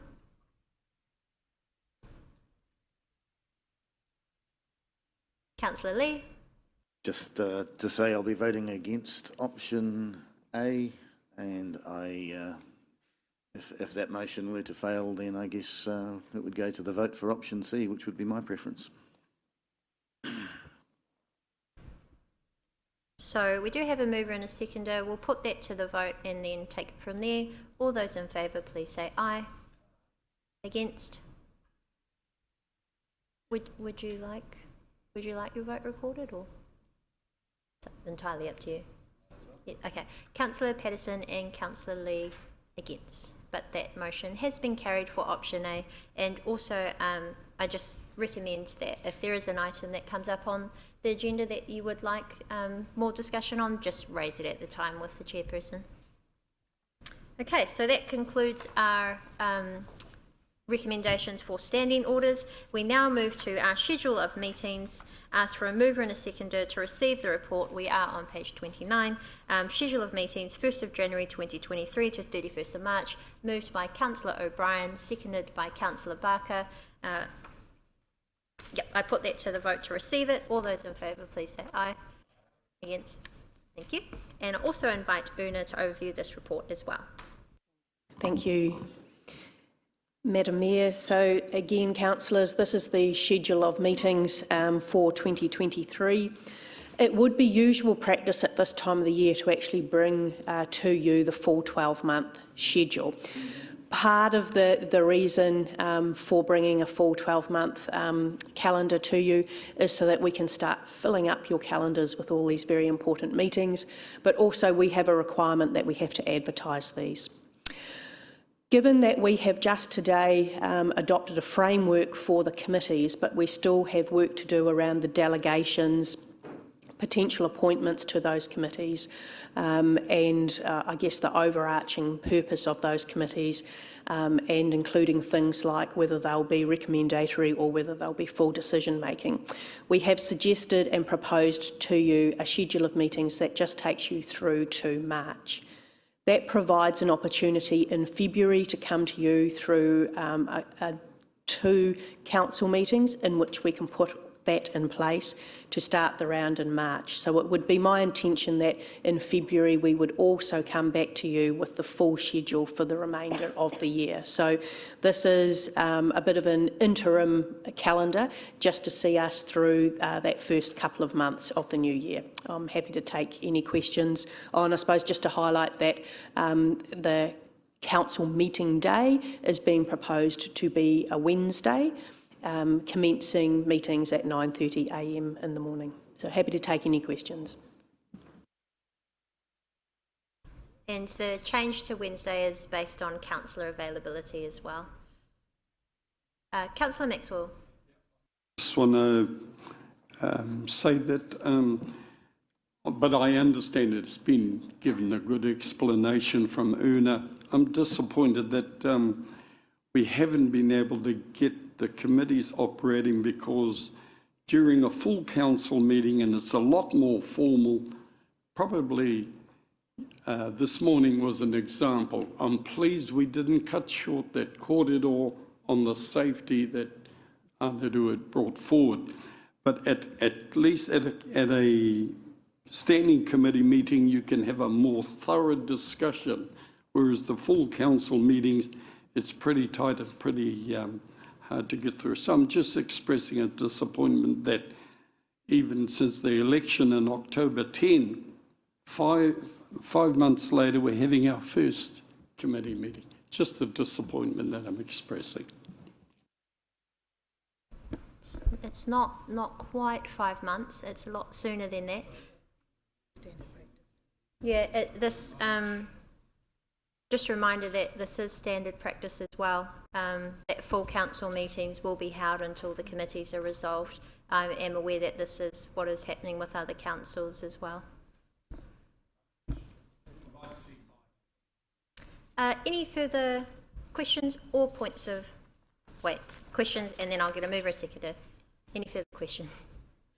There do appear to be none, so I'll ask for a mover and a seconder for the motions that Council resolves to adopt the schedule of meetings for the period 1st of January 2023 to 31st of March 2023, and the other one, moved by Councillor Patterson, seconded by Councillor Wang, and the other one was that Council meetings and Council committee meetings shall commence at 9:30. Were there any discussion on this item? There appears to be none. We put that to the vote. All those in favour, please say aye. Against? Carried. Now we move to our next item, and I do apologise. We will hold off on the council representation on other entities until the next council meeting to allow elected members a little bit more time to fully look at what different entities we have, learn more about them and what their commitments may be. Yes. Sorry, just a quick question. Do you mean the next workshop or properly? We can have a discussion with elected members before, but we will confirm and bring this paper, council representation to other entities, to our next council meeting in order to give elected members more time to consider the options. No. It's, if you look at the schedule of meetings we've just approved, it will be, do you have the exact date? February the 8th, we're double checking on our schedule we've just approved. Yes. February the 8th, yes. Okay, sorry, was there any questions or discussion?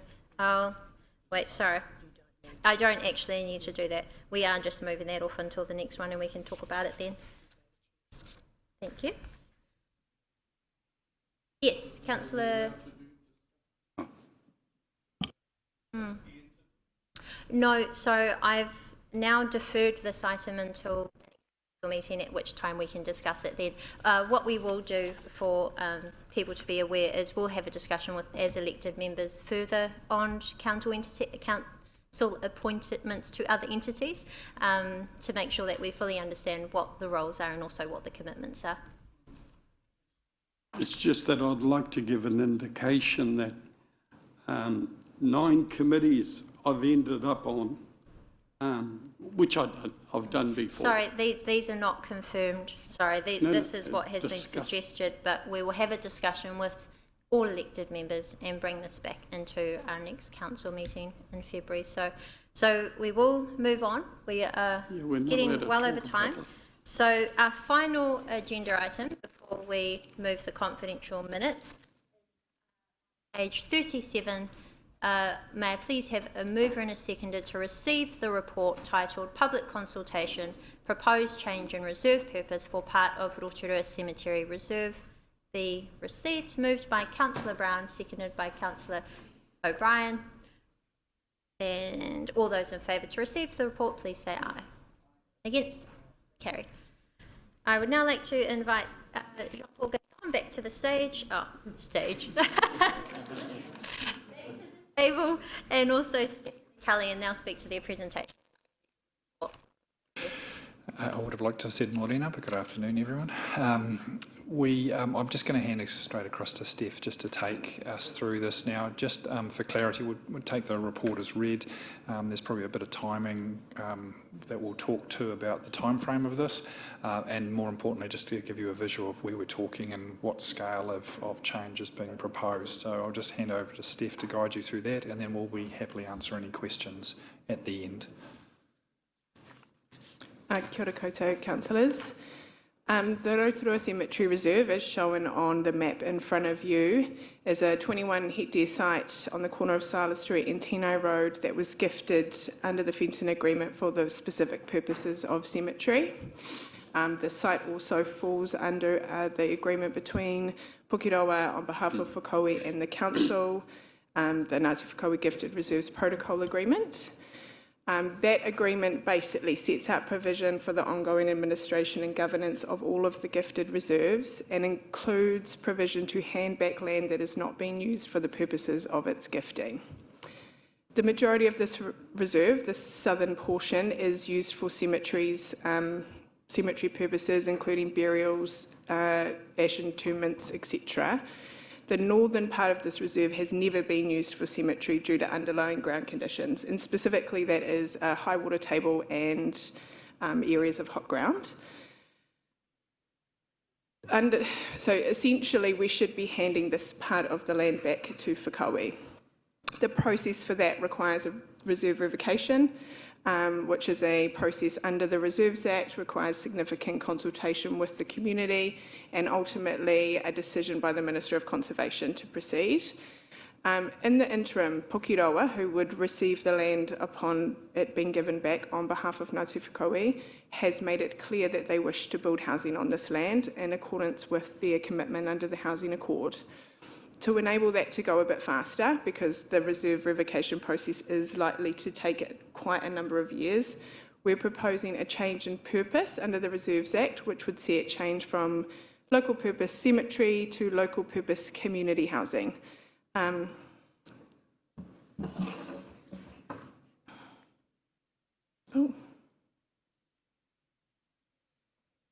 That is also a Reserves Act process and does require community consultation, though as opposed to the revocation process, Council is delegated to make the final decision on that.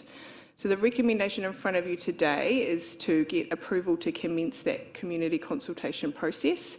There is a stand-down period in the Reserves Act, so we wouldn't look to commence that until the new year, early February-ish. And then it's likely to run for a couple of months before we could bring a decision to you. Happy to take any questions on the proposal or process. Councillor O'Brien. Thank you, Madam Mayor, for you. Thank you, Steph. Can I just ask, so just to clarify, so the part that we're proposing will never be able to be used for the cemetery? That is correct. Thank you very much. And I'll also just note, Councillor Waru has already declared his interest for this, so he won't partake in this discussion or decision making, obviously. I did have one quick question, which was just on after the consultation has completed, what timeframes we expect for a decision then? Will it be quite prompt? Or I'm aware that in the past, unfortunately, some of these decisions have taken quite a long time. Council is actually delegated to make this decision, so essentially following the consultation process and a hearing, if required, you deliberate on the decision and decide. We can gazette the decision and it's effective immediately. Oh, okay, thank you very much. Any further questions? Yes, Councillor Petition. Thank you, through you, Madam Chair. Just a question on the ground itself. Has there been any work done to determine that that's actually suitable for even building houses on? Yes, there has been some initial geotech done. Essentially, it's consistent with quite a lot of conditions that we face in Rotorua in terms of constraints for building, but anything can be engineered for building structures. Unfortunately, we don't have the same ability, obviously, with burials or, so yes, we have done some work to understand that. Councillor Kiriopa. I understand this is not the first time that land has been returned when it hasn't been used for the purposes for which it was gifted. I'm just interested, there's a consultation that's going to take place with the community.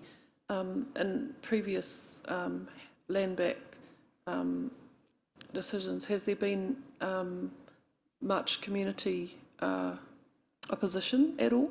And I ask that because as part of the consultation, is there a comms strategy that's needed around to explain why and how these things have come about?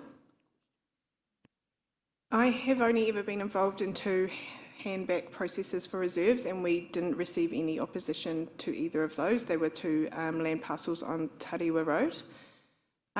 We will need to be really clear with the community as to the purpose of this, because this is an interim step in a longer term strategy to hand back the land, and I think it's important that we are really clear what that long term outcome is, which is essentially handing back to Pukeroa. So we have already had some initial conversations with our comms team around how we might do that, and then we'll pick that up in the new year to make sure that we are using every opportunity to be very transparent about that process. Can I just add to that? Again, where we've supported a handback process, they can take an extremely long time. We're talking 5 plus, 10 plus years, and so that is the challenge. So this process enables us to be in a situation where the cemetery designation is changed to housing, local, community housing, which means we could immediately lease it to the future owner from that protracted process. So rather than waiting 10 years to get the outcome, in this conversation, we're having a clear conversation that this is a step. We're changing it from cemetery to local purpose housing, which enables us to lease it or for a nominal amount to the future owners, who may have to wait 10 years for that ownership, but they can immediately start having a conversation about developing homes. So while it's a reserve process, we actually have to have the whole conversation, which is this is a handback. The first step is change its purpose so they can use it for what that purpose is wanted to be, which is homes. And then we have to follow the very slow governmental change in that ownership over time. But it's the reserves process that gives us the chance to have that conversation with the community. Supplementary question. We'll go to Councillor Wang first and then back to you. Councillor Wang. Thank you, Your Worship. You've kind of answered my question there. It was just around, so this, what we're proposing to do here now, obviously will shorten the time frame. It would basically lower the costs that council would have to burden as well, wouldn't, or would it? I don't know if it really changes. The costs are pretty minor. If you chose to go, hey, this is not valid as cemetery, therefore it's not meeting its gifted purpose, let's hand it back. The legal process is, it's not necessarily the cost, it's just the time of getting it through a government discussion. And that's what's been suffered through things like ariki kapa kapa, handback and things like that in the past. So there's other areas of that. For us, the question, which was the request, is we would like to contribute some housing. And here's a piece of land that you will never use as cemetery. Here's an opportunity for us to change its status so that we can build that partnership and move very quickly, because there'll be a decision by mid next year, versus we're still trying to achieve the same goal, but we'll see you in 10 years' time. Thank you for that. And with that, I'd just like to signal I'd like to move recommendations 2, 3, 4 and 5. I wanted to move. Okay, we do have a mover and a seconder. We have another question. Oh, perhaps with a mover and seconder, we'll take any further questions and then just open up for discussion as well. So I've got Councillor Patterson and then Councillor Maxwell if there was anything else you wanted to add. Councillor Patterson. Thank you, Your Worship. Just another question with regards to, apart from this process, is there anything else that we're going to have to do as a council to unlock this land, particularly with infrastructure? Are we going to have to invest in anything along those lines? No, there's sufficient infrastructure in the vicinity. The development proposal will have to look at buffering to the state highway, which will be a waka kotahi expectation.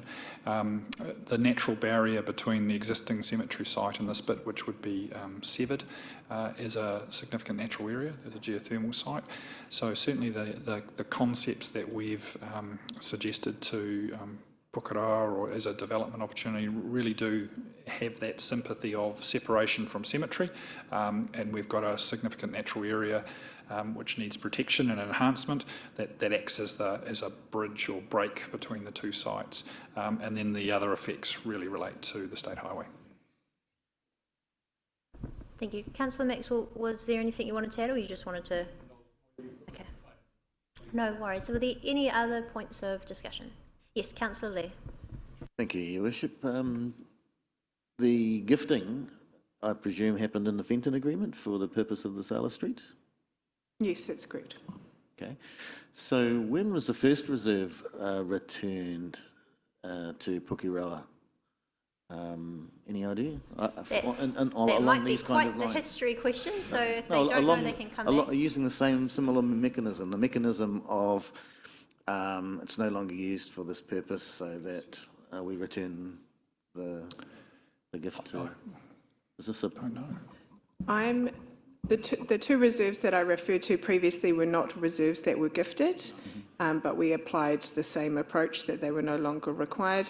And Gina, do you have anything further? The reserves and gifted lands that have been returned so far have been Crown-owned lands, which now comprise the Central Mall and Trade Central. There haven't been any returns of gifted land that is vested in the council, but the gifted lands incorporate both council lands and Crown lands.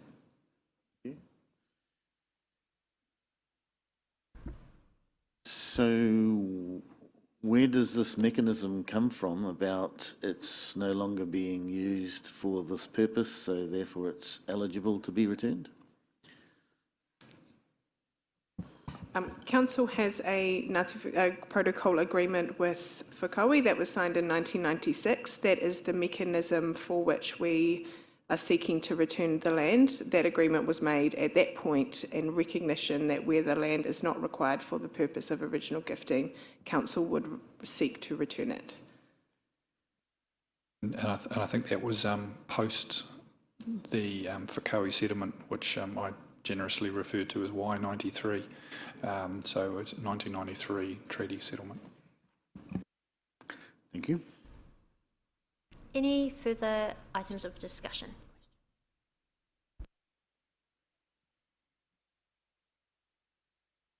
Sorry. we can start a discussion round. Is there anything else? Councillor Maxwell. Yeah. Yes. Madam Mayor, I'm more than happy to second this motion, and I was on the Ngāti Whakaue Gifted Reserves Committee when this was discussed with the members there, and I know they're pleased with the outcome that's going to happen here. And I always believe good policy that if it's any land not being used for the purpose that it was originally gifted should go back to the mana whenua, and in this case it's happening. So I'm more than pleased to support and all the 5 recommendations there. Thank you. And we'll Just quickly, thank you. Yes, I'm really happy to move these recommendations, and I see it as very straightforward. And thank you for the presentation and the information that you've provided. It's very clear, I think, that the reserve, obviously could not sustain, or being cemetery, not suitable for a cemetery, and no longer, because of that, can no longer be used as that. And it's great to see the intention from Pukeroa Orowhata Trust to provide housing on that as well. So I think this is a really great move, and really tautoko this. So thank you. You have one more point. Normally we wouldn't take thing after the mover, but yes, Councillor Petition. I just wanted to say that this is a great opportunity for us to bring our community along with this decision. This is the first time as a council that we're going to be going out there for consultation and to get real engagement and live up to everything that we've just seen on our vision statement earlier. So I tautoko, this is a great step in the right direction, and we've got to make a really good job of this. So I look forward to seeing how we do that. Thank you. And certainly the first time this new council has gone out for consultation, but we do look forward to hearing any feedback if there is any from the community as well. So we have had a moved by Councillor Wang, seconded by Councillor Maxwell. All those in favour, please say aye. Against? Yes, we do note one abstention. Yes. Okay, that appears to be, that is carried. Thank you. Thank you very much, Stephen JP.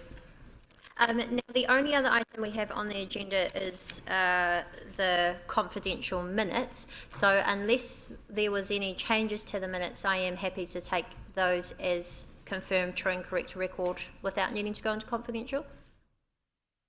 There will be no changes to it? Okay. Well, I'll take that the confidential minutes of the council meeting held 24th of November 2022 be confirmed as true and correct record, moved by Councillor Waru, seconded by Councillor Barker. All those in favour, please say aye. Aye. That is carried. Thank you. I declare the meeting closed, and I invite Councillor Wang to close our meeting with the karakia, please.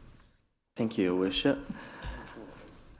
Kia whakaaria te tapu, kia wātea ai te ara, kia turuki whakataha ai, kia turuki whakataha ai, haumie, huie, tae kie. Councillors, if I could make one quick comment. The other day I offered an exclusive tour of our camera monitoring area and found that I had no longer had access to this room, but I'm assured that if we knock on the door on our way up to the green room, the door will open and you'll have the opportunity to glimpse that room. So if you want to